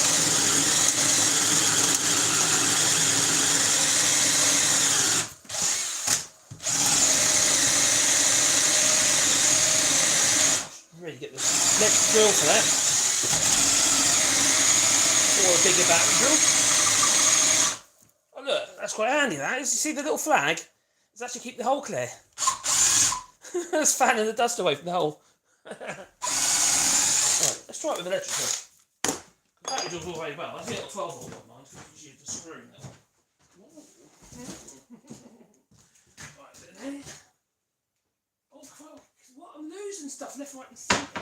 I know what's happened. My dear missus, she's never so good. She helps clear out things up for me. But she can never remember where the stuff belongs. Blame the missus, yeah. She's not here to defend us, so... Oh, put it down. The lines are bad. There you go. She was an electric one. Tell that me this one.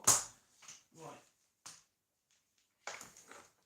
This is a little Bosch professional one.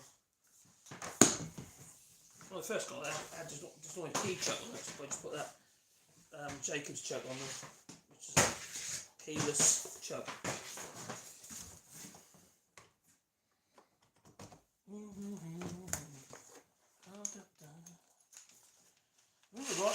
Yeah, I got this glue, right, at the skip from my dad's neighbour's place. And they're doing the renovation and the builder to put it in the skip. And the only reason I can think of why they done that was because the chuck was knackered. That was a key chuck in it. And I just put the chuck in it. So we have it anyway. That's definitely better. Right, next one. Oh, now we're going to check show my wood will go into this hole. La, la, la, la. No mechanical fixings have been used on this. Oh, that's perfect. It's a good fit. Happy with that, that's a good fit. Alright, that's lucky. So the shrinkflation is a good thing because now my drill bits fit. There you go. I'm not buying no more now. Get no more of that dowel. Yeah, big old dowel like that. All sorts of things. Yeah, even in the bedroom.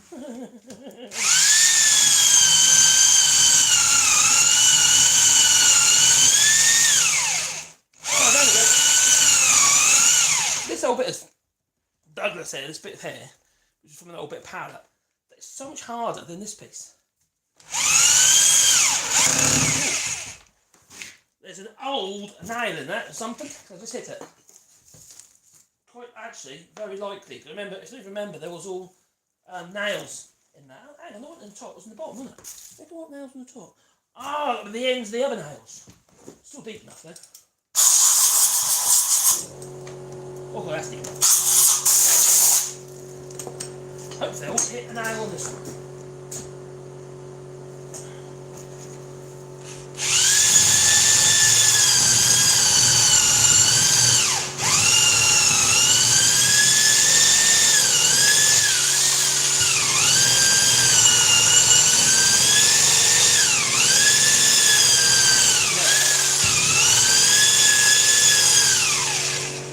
Now, it's changed from obviously this colour, as you can see there, right? And then it changed to this dark brown stuff, which is actually this beam here. Okay, that dark brown stuff there. But now I've gone to a bright yellow stuff. I reckon I'll hit a knot. Yeah, there's a knot there. There's definitely a knot. So where it's gone over to this yellow, that's the resin from the knot itself, which happens to be in this piece of wood.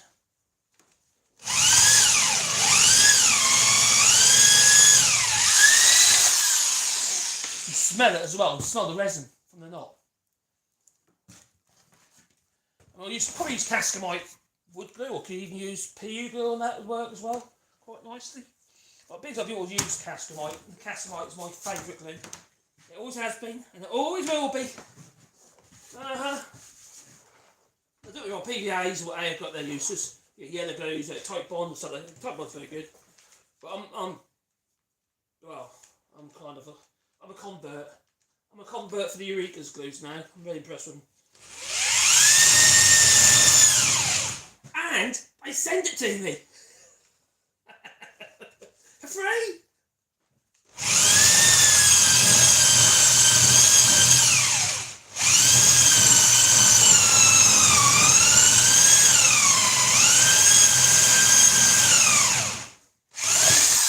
There we go. We've got our 4 holes in the top. For the 4 horsemen. Oh, okay. 4 horsemen. Anyway, it's 4 holes. 4 handles down. 4 handles. 4 handles down. 4 handles. Alright, we've got our 4 holes ready for the dowel. Which is what I bought earlier, a broom handle. Okay. Well, hell not, if it works. It's hardwood, you know. You know when you buy sort of dowels, right? Like typical kind of little beach ones, like this, right?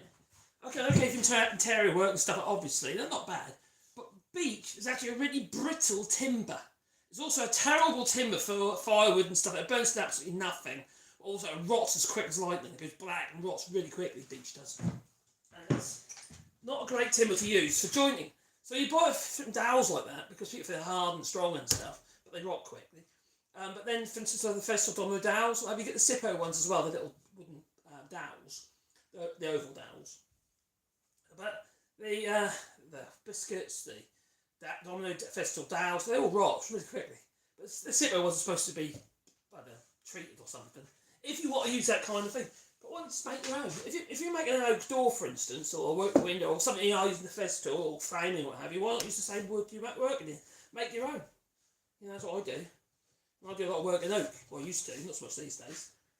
But yeah, there you go. That's going to go in here like that. It could be a handle, or somewhere to put your titty lamp when you're working in the dark. No? Okay. I'll figure it out there then. Right, so what we need to do now then is mix some glue. Then what we'll do is we'll then plonk the dowels in with the glue, chop them off, and then we'll wedge the dowels. Because you need a good wedgie, okay? And that'll lock them into the holes. The glue would do that job, don't get me wrong. It's all over the top. But I want it to be strong, you see, without any mechanical fixings. Yes, there are a few little nails in that top rail, in this rail here, that are hidden. It's just a pallet, you see. And I haven't managed to get them out. They're stuck. They're broken off and stuff. But it's going to be quite a good sort of sawhorse, I think. Now, I think about putting a tray in the bottom here as well, which should be another video. I found a piece of oriented strand board that would make quite a nice tray in here. I might make it as part of the legs, but I think it's just going to be a drop-in tray.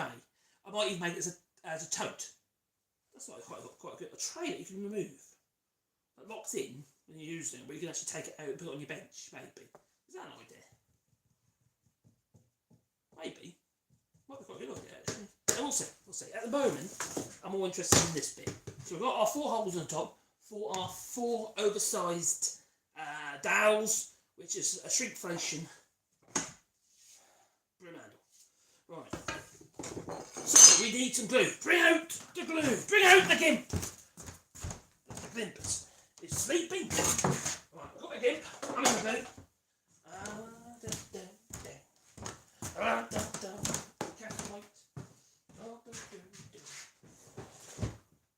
So I've got a big tub of castor and then I decant it into small tubs, and that way I keep the humidity down and it doesn't go off too quickly. So I need a tub to mix it into. I'll mix it in. I use these yogurt pots. These special yogurt pots, Greek yogurt, the best. Only the best Greek yogurt. A mixing stick. I usually have loads cut out, but I think I need to do is make a load. Right, so you've got a stick over here, that'll do. Well, actually, bit's broken off that though. Is it too short? It's going to fall in? No, it's not going to fall in. Right, so let's mix some glue. Now when you're mixing this, you should really wear a... I'm going to wear this because you shouldn't... It's really naughty. Not wearing a dust mask when mixing castorite. Where's the mask? It's not that one. Oh, I had it meant to go and I've lost it already. Where did I put that? Oh, crikey. Always happens when you're live streaming. What on earth? I just opened one up. I used it. I put it down to the put back in the drawer. Yes, I did. So it's a good boy. I put it away. So I'm going to mix up some Cascamite powdered resin wood glue. I am. Oh my god. Oh, shit my eyes already. Oh, got mud in my eye. You get pink eye like this. Tell you. Alright, here we go. Got my Cascamite. Yeah, it's basically like a white powder. It's not flour, okay? Don't try and cook with it. No. It don't matter. Even if you put some baking powder in, you're never going to make it rise, okay? No. You want PU good for that, you know, or expanding polyurethane or something like that. So I'm going to put a little bit in there like that. Now I do it back to front. Now the instructions tell you to put the water in first. I don't. Don't like doing it that way. I find it a blooming nuisance. Right, I put my powder in first. Then I can see from some where goes that magnet glue. Quite hard to judge with the water, you see, the other way as well. Whenever I had failure, there's always been we've done put water first, and then the glue doesn't want to mix. That separates kernels. So a few dribbles of water in there first, just a little bit. And last time I mixed this glue, I mixed too much because I was a bit overzealous for the water. Made it really wet. The thing about this stuff is you sort of mix it until you get like a thick paste. See, I'm mixing the glue. Right, a little bit in there. Yeah, I could use the PVA, obviously. I do have PVAs here. I just prefer... Live. I'm live! Getting vibes alive! You're still live. Right, so I've got a paste like that at the moment. I'll probably mix it up actually. Someone French want to know what you're making. What are we making? We're making a sawhorse. We are. In French? So it's like a support for the wood. Support the bois. But the horse was called Oh, in French, what you're making? This is a sawhorse, a scythe. Scythe saw. Chevaux de scythe. Chevaux de scythe. Would it be the same thing in French there, Caroline? I don't know, might not be. You have to ask That's a them. good point actually. It would be support the bois. So support your wood when you coupe the bois. So yeah, that's what I'm making. I don't know what would it be in French? That's what I try In English we call it a sawhorse. Maybe the man knows. So it's to support your wood when you're cutting it with a handsaw. I'm only making the one. Maybe the bloke knows. Yeah. You know, if you're going to have support, like for instance, a panel or something like that, you'd have two. But I want it for small, short bits of wood. You're cold. The fire is just about on, just. So we're just going to glue these dowels in, and then we're going to do the rest in another stream. But I think, do you like it? Do you like the thought? She's run away. She's left me. Oh dear.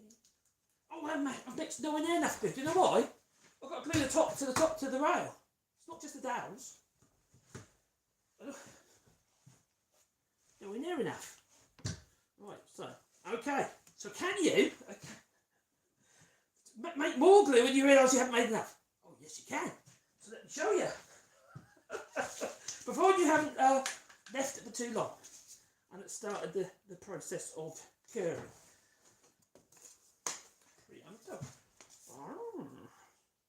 It isn't what it's not what I wanted to do. No, but I was an idiot. What happens when you're an idiot? Oh, crikey. Some mothers do have them. Bit more water. So mix it in there like so. Yeah, sauce. What would it be in French? Chevaux de bois. Support de bois.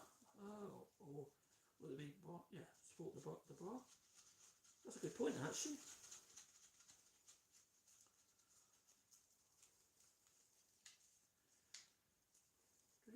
That's it. That'll be enough now. Now I think you'll be careful. When you get to this stage, it's like that, okay? With the Cascamite glue, it's quite thick at the moment. You think, oh, it's quite strange. What happens is the more you mix it, the more liquid it becomes. It gets to a point where it obviously will go any further, and you might think, maybe I need a bit of water in there. But you'll be quite surprising, really. You don't generally need to. Now, I might put a touch more in there. Dribble, only a tiny amount. I want it to be enough. I won't be able to spread it. Top that right, that's loads. Probably too much. There you go. I tipped it out the water, I did. That's better. That's it, that's what I want. So just about pour like that. That's ideal. Yeah? and look at the colour. You know, if you've got some from Polyvine, some cast white from Polyvine, this would look white. Looks like it was terrible. They ruined it. Then Eureka's got their hands on it and made it brilliant. So the bit about this stuff is if I left this outside, you see, it's not going to fall to pieces. It's waterproof. Within reason, you know, there's no such thing as 100% waterproof. Even when you're dealing with things like fiberglass and stuff, fiberglass is not waterproof. It's the gel coat that makes it waterproof. And even then, it's not 100% waterproof. It's got a certain bit of permeability. Yeah, permeability. Permeable. Put my hat back on. Should I take this off now? I don't need it on now. Put it back in here so I won't lose it. I've ordered a new mask, but I'm not that convinced about it. Right. I struggle mask, I find it difficult with breathing. Being asthmatic. Yeah, don't get me wrong, I always wear them if I'm out and about. So in the hospitals now, you have to have, you've got to wear masks in the hospitals here in France at the moment. So I'm fine with that, I've got a problem with that at all. Obviously I struggle with it, but I understand. They're to protect others, not just yourself. Just feels like the right thing to do to me, sorry. So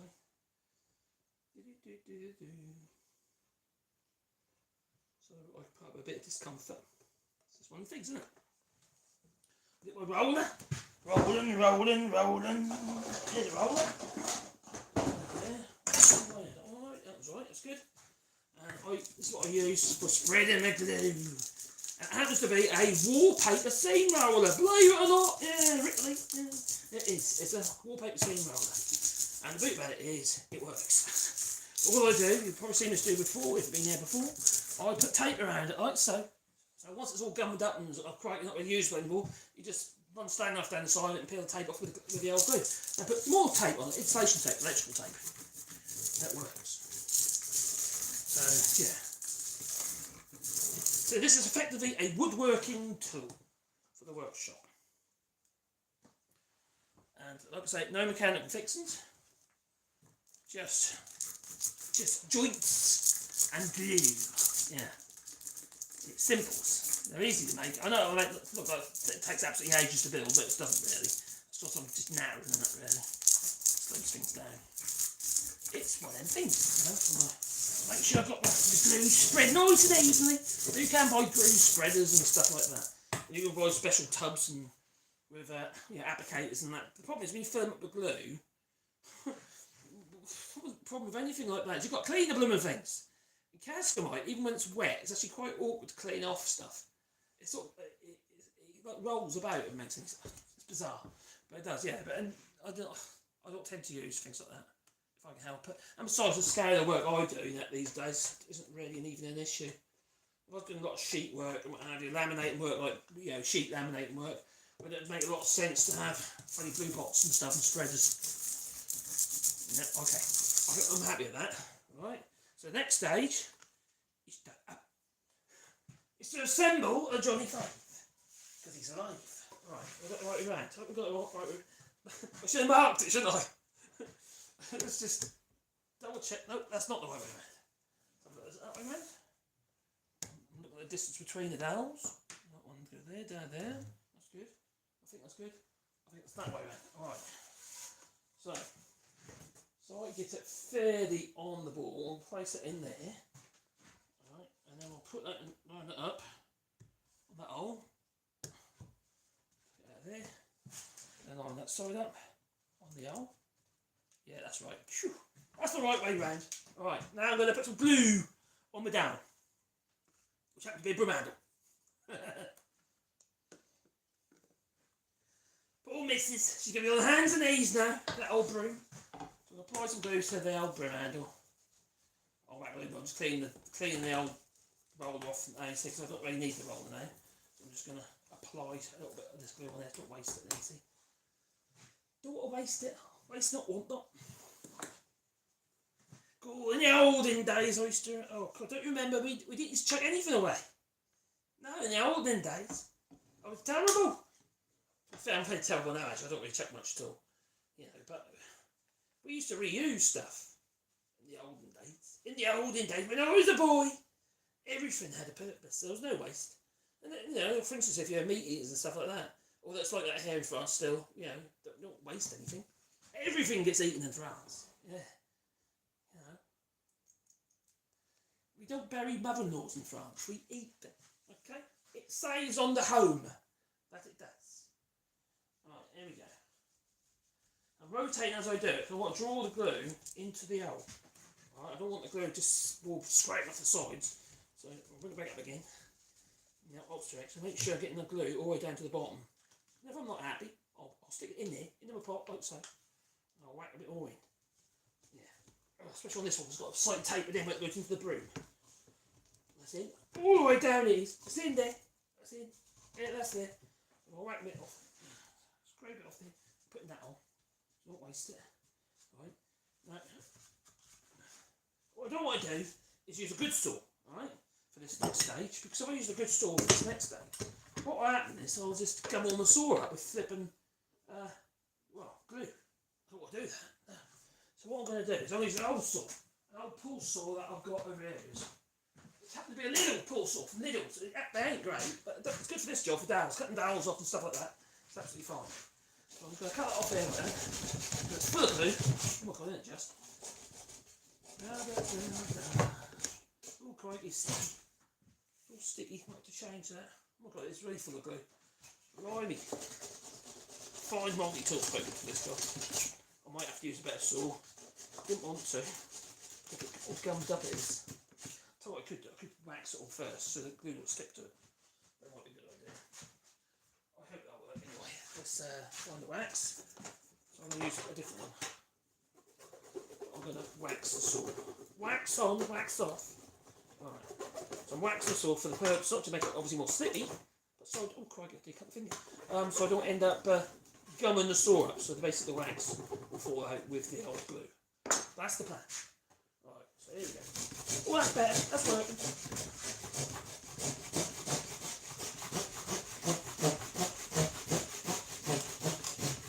Okay, that's one done. I'll do one at the other end, then it's lined up then, isn't it? That end next. Right, here we go. Yeah, it's all gooey. It's all gluey gooey. Da da da da da da da. Bit of glue. Right. Then we've just got to clamp it all up, and then once that's got there's 4 dowels. Oh no, got to do the what wedge it as well. That way it'll spread and it won't have any gaps on the edge of the dowels at all. There's a direction you've got to do your wedges, you see. You don't just whack them in any old way. You have to do them a certain way. Got to feel a bit weird. Right, so I'll go in there, so let's bring it into that hole. Okay. Like that.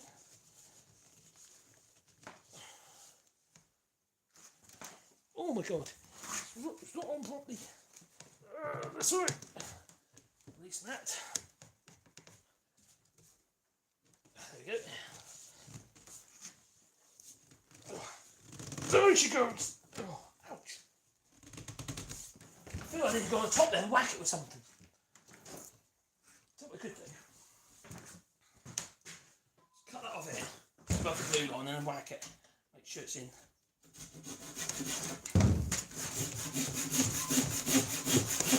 All the way down.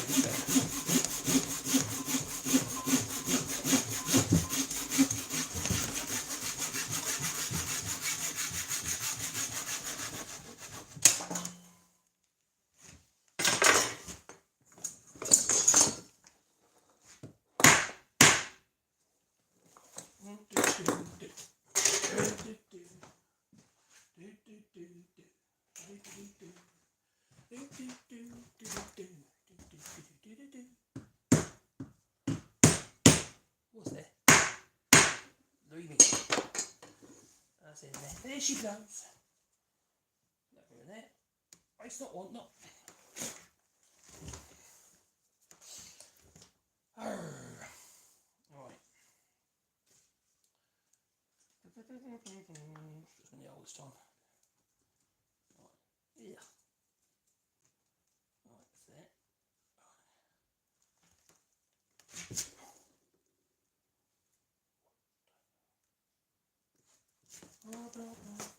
Put on why, but my hole's not lined up 100%. That's strange. Alright, I'll put some glue in it. I swore! Where's my drill? I'll have to drill that hole just slightly off centre there. What that happen? A little tiny bit. I could tape them, I suppose.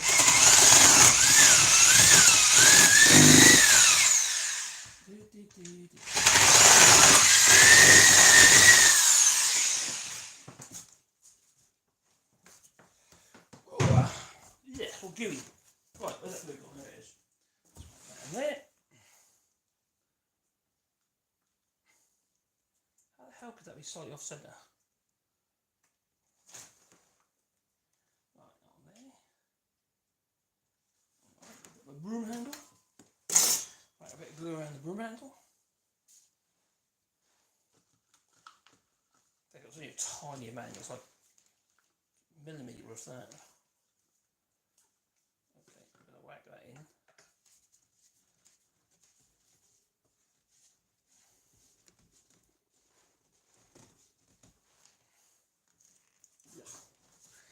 I think that's all the way down actually.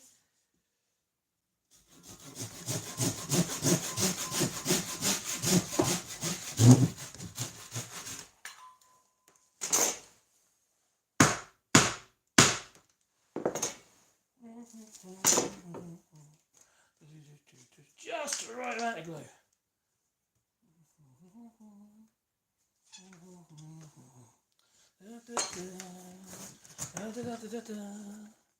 Right, there we go. Literally just about enough. What's the odds of that? No waste, I like that, no waste. Nice and thick. In the summer it can start going off on you as you're using it, so you have to be quite quick with it this time of year. It's cold, it's not an issue at all. Plenty of time. If anything, too much time to work with it. So let's put that in there.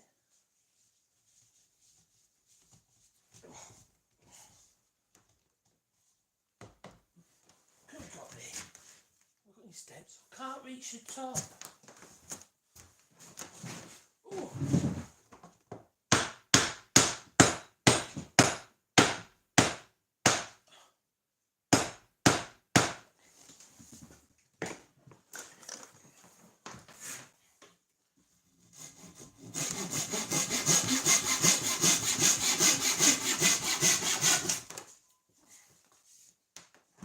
Make sure I clean that saw. Right, broom handle done with. Oh, blimey, there's your blows.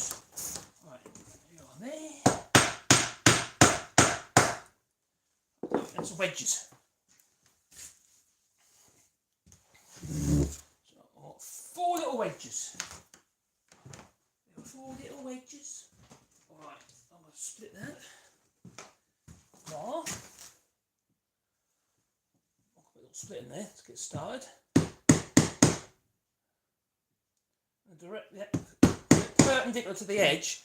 If I put the wedge in that way, it's not really an issue on this sort of thing, but potentially you could spread it that way and split your board. So you always do it perpendicular to the edge. That's really important, is if you're working on chair legs, for instance. Let's say, for instance, you're doing a greenwood chair or something, and you're doing through tenons for the legs, and you want the put wedges in from the top. Well, if your legs will be quite close to the edges, you see, and because of that, you're going to end up splitting the wood near the edges of the seat of the chair. Put that on there like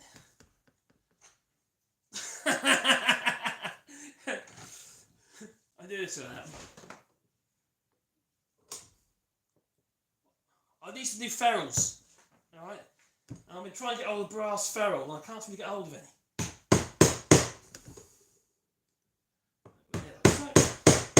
Let's make some wedges. Right. How are we going to make our wedges? Oh, we're going to make our wedges out of wood. We are. Yeah. Little wedges with a chisel. Little block of wood we want. I'll find a little block of wood. I'll cut a little block of wood off so it's nice and short. Length over one. Oh, I've got to find it first. Where's it gone? Where are you, block of wood? I'm looking for a block of wood in case you're wondering. No. It has to be a reasonably straight grained piece of wood. Where's it? Already cross cut. That's lucky. There you go. It's cross cut. Right. So what I'm going to do, you can do it top here, like you see. I'm going to cut some wedges. You only need 4. And then we're going to pair them into a wedge.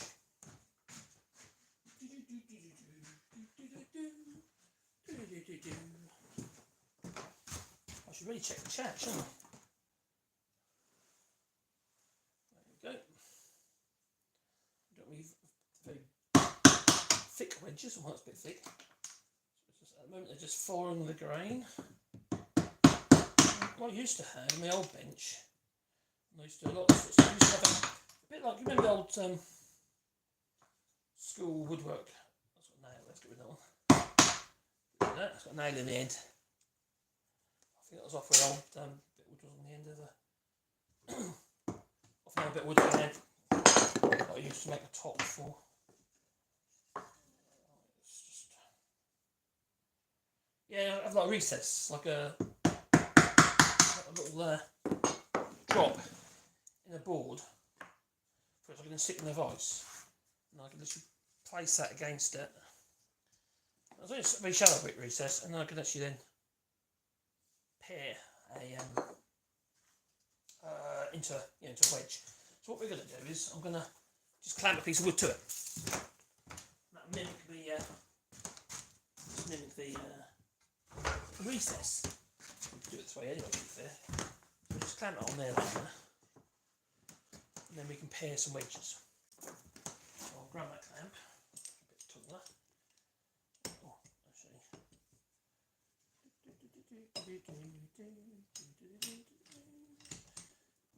That'll do. And we'll use that as my support now.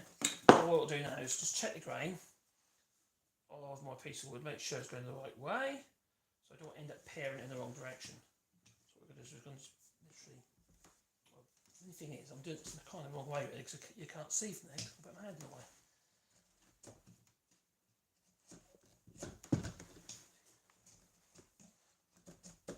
That's the thing about verticals, you see, because they do everything, I put all that stuff at the bottom of the vertical live stream and also the vertical videos, you can't do anything at the bottom of the screen, can you, properly? That's good. So on the side. Sharp. We need a bit of a TLC. That's better. No.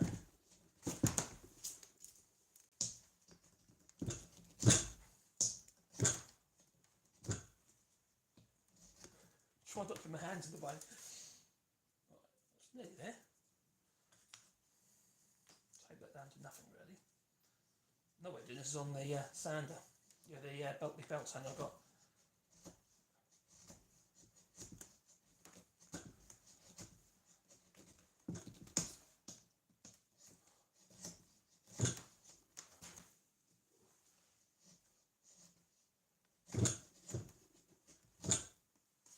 So, problem is, I need to support this.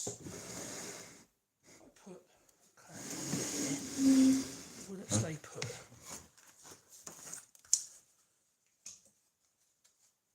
Oh, nearly there. Should be able to just drive it in there. The right width. Is the right width? It's a tad too wide at the moment.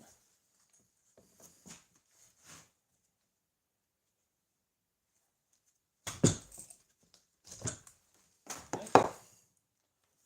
That's good. So I should be able to drive that in there. A little bit of glue on it to the slot so it doesn't fall out. That'll be a first.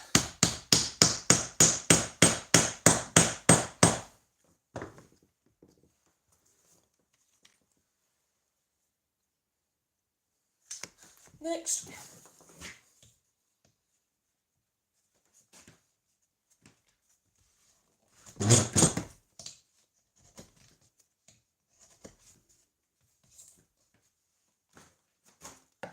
Oh, God, that one's a bit more thick, that one is. That's too steep, that angle is too steep. Try that one.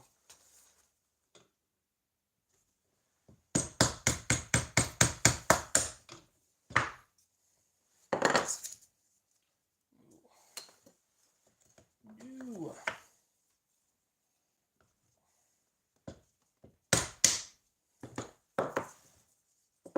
That'll be better.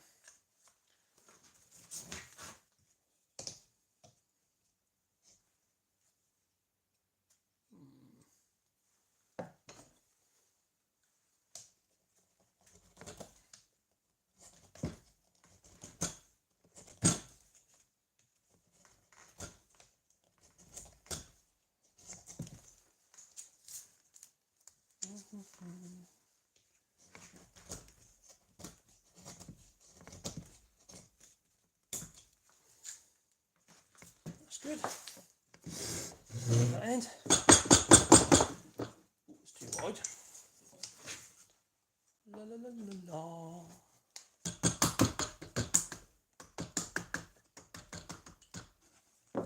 La la la la. Glue. I'll make a bit of glue off there.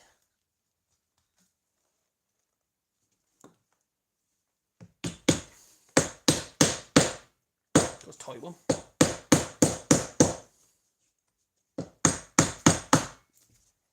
Broke it.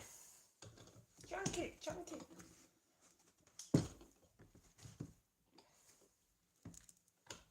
Alright. What's that one? Oh, we'll do it next.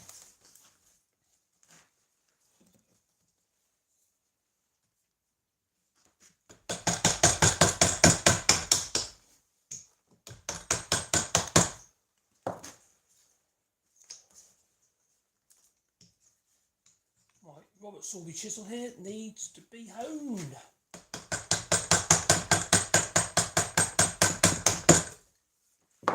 That's better. Sometimes a mallet is a good idea.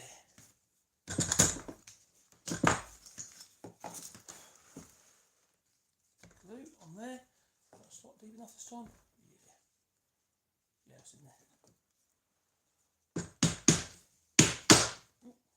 Oh, we're a bit overzealous. I have to redo that one.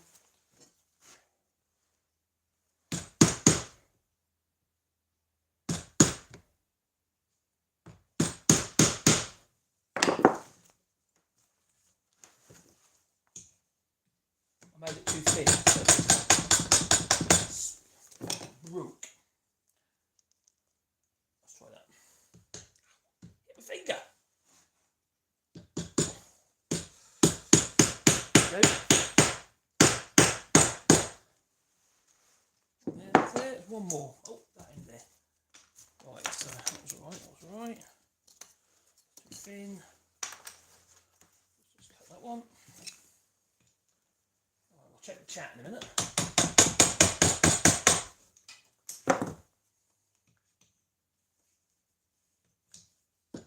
I'll tell you something, when you get older and you get like carpal tunnel syndrome and stuff like that, you lose a little bit of control. Makes any sense. Less dexterous in your fingers.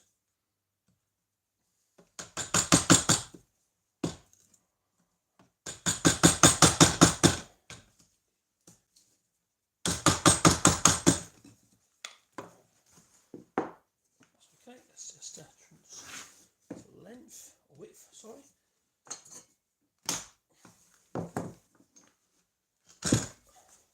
That's good. Oh, we'll be here now. Last one. Put the clamps on. And just got to wait for it to go off. See? Right. What's the time anyway? Oh my god, it's 8. How long have I been live for? There you go. Right, let's get some clamps on there. And you can never have too many clamps, you know. Yeah, that's right, son. So I'm going to put one on the end here first. sure it's really held everywhere. I want lots and lots of clamps so it holds it true to the top. I'm not worried about getting any little dimples on the top. If I get any little dimples from the shoes of the actual clamps, I'm not worried. It don't matter. It's a sawhorse. Yes, sir. I'll put one there.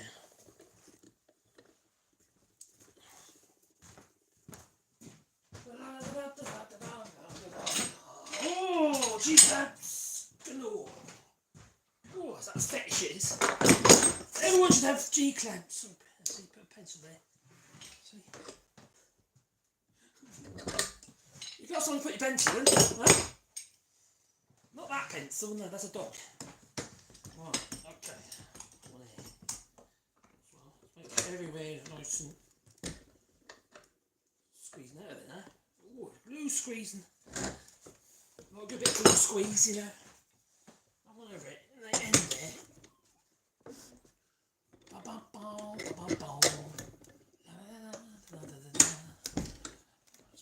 That's tight.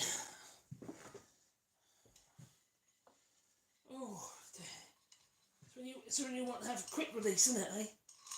I don't mean to the old wolf type clamps, or they have their purpose. But when I see people doing glue ups with them, I think, oh, don't do it.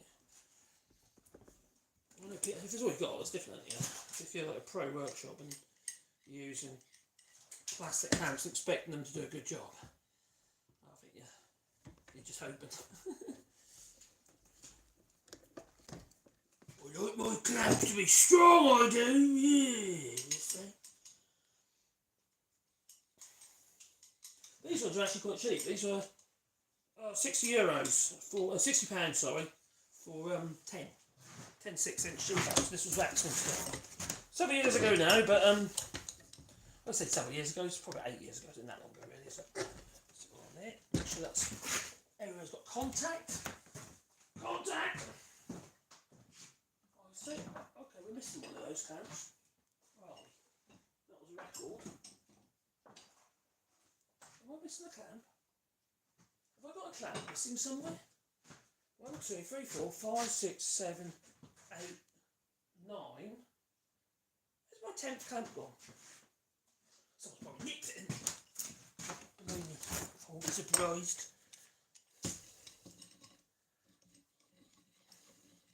Then all I'll do is just cut off the excess, the wedges and stuff, sand the top off, and then that'll be usable. And think about what I'm going to do regarding the shelf. I'm going to sand the outer off the actual the feet, yeah, the ends of the legs, so they don't splinter. So I have a bit of an angle on. If you chamfer the ends, yeah, the edges, take it 45 degree basically all the way around the feet. Just a little bit with a hand plane, just so if you move it across the floor, don't splinter and split all your legs. You don't want that. So this is nice and tight. There you go. Got it fixed. You see, it's quite good. You put your pencil anywhere. You put a magnet on it. Yeah. Anyway, that's all about. That's what people are saying in the chat. I feel I've been ignoring you while I've been doing that. See that? There you go. There is the sawhorse, and it is. Look from the side here. More of an idea. So it's like a little bench, I suppose. So you can cut your wood on. Now I've got these old ones up there that I made ages ago. That I just used for the hang on the wall there. Just so I use for panel work or long stuff. I've got stacked stuff for painting and stuff like that.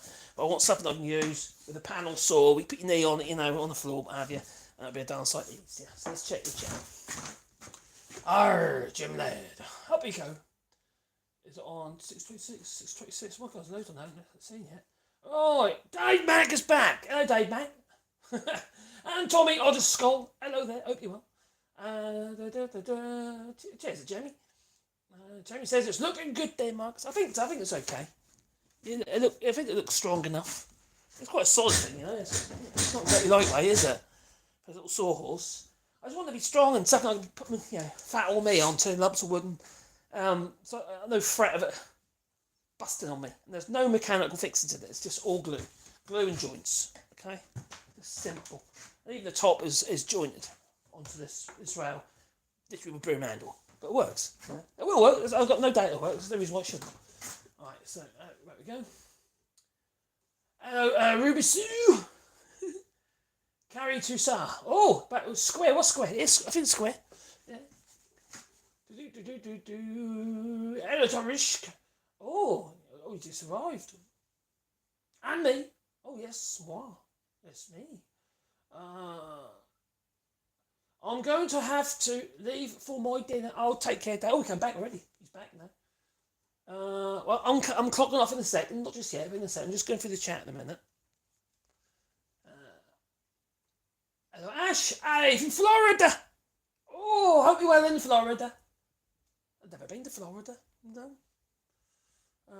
Just subbed. Ash has just subbed. Oh, cheers, buddy. Yeah, we do short and long form content on the channel and lives as well. A bit of everything, really. It's also do with woodwork, generally making stuff. And also, we've got a rewilding project we're doing here as well. And we're planting trees.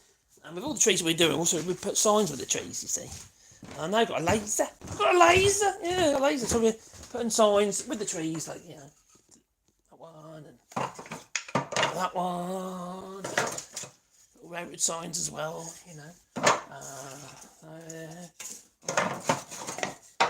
that one there. And look, basically, plant a tree, and people have been basically buying the tree. We put in the what happens is there's a GoFundMe link in the description, and people can contribute. I then put a tree in the ground on your behalf, and then I put a sign with the tree, be a memory of a loved one or something like that. You see. It's quite nice. I think so. Anyway. We've done over 500 trees so far. I'm hoping to get about 1,000 on 2 hectares of land. I think we're going to do more than that because we start doing arbours and that as well. You see, it's quite nice, but they have a lot more trees. Hello, Mackisard. What am I making? Oh, what am I making? Making sauce. You see.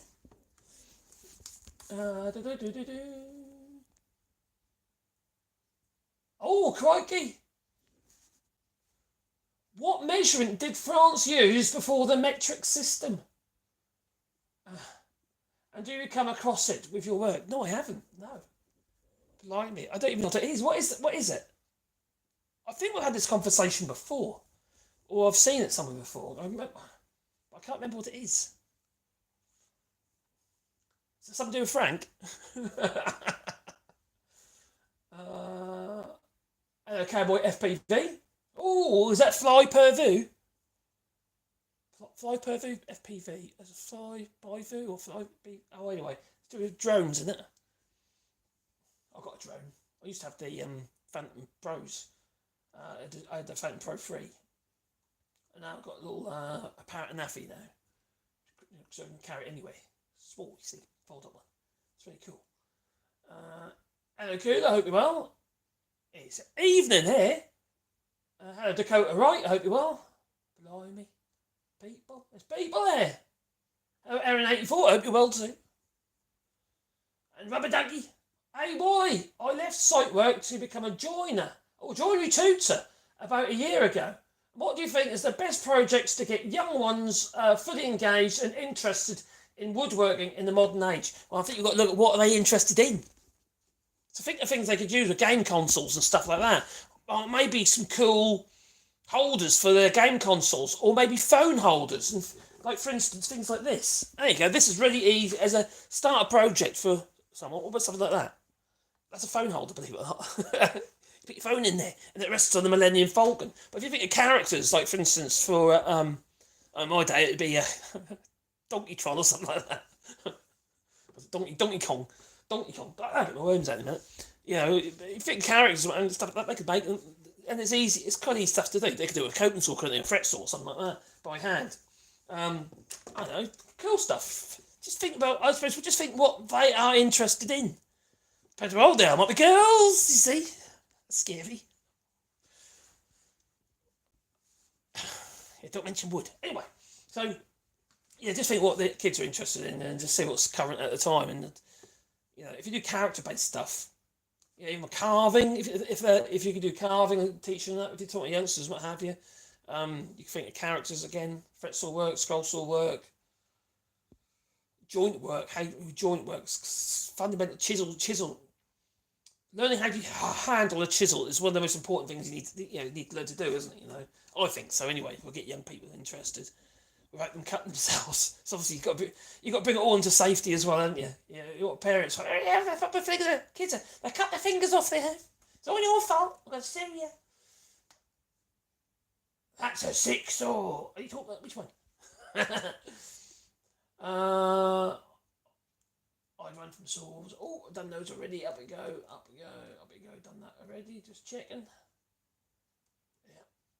Whoosh, yeah. There we come. And that zip out of that. Oh man, I did hop into the end of the string. You did. We just made the sawhorse that we have. Yeah.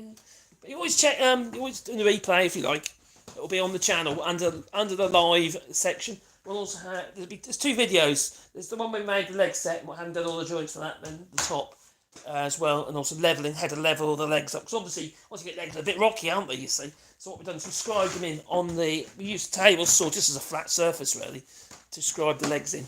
So and I just I don't know how this has happened, but I've got a bit of corrosion coming there. That. Yeah.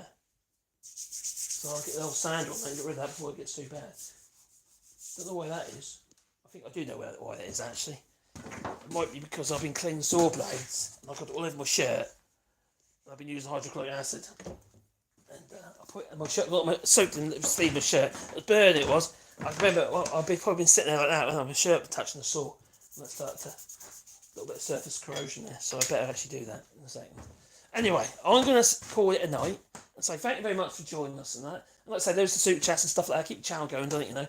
I do put a lot of effort into it. And, see you to next time, I suppose. Yeah. Check out my other videos, please. Click the little like button. Maybe subscribe to the channel on the little bell icon because then you get all those feeling in your pocket every time I upload another video. And I got one hell of a mess to tidy up. I have. So I can say, toodaloo, toodaloo. Where's the button gone? It's over there. Blimey. Oh, do you want to end the live stream? Let me think about that. Well, I suppose I better. The missus, she'll be missing me. Toodaloo.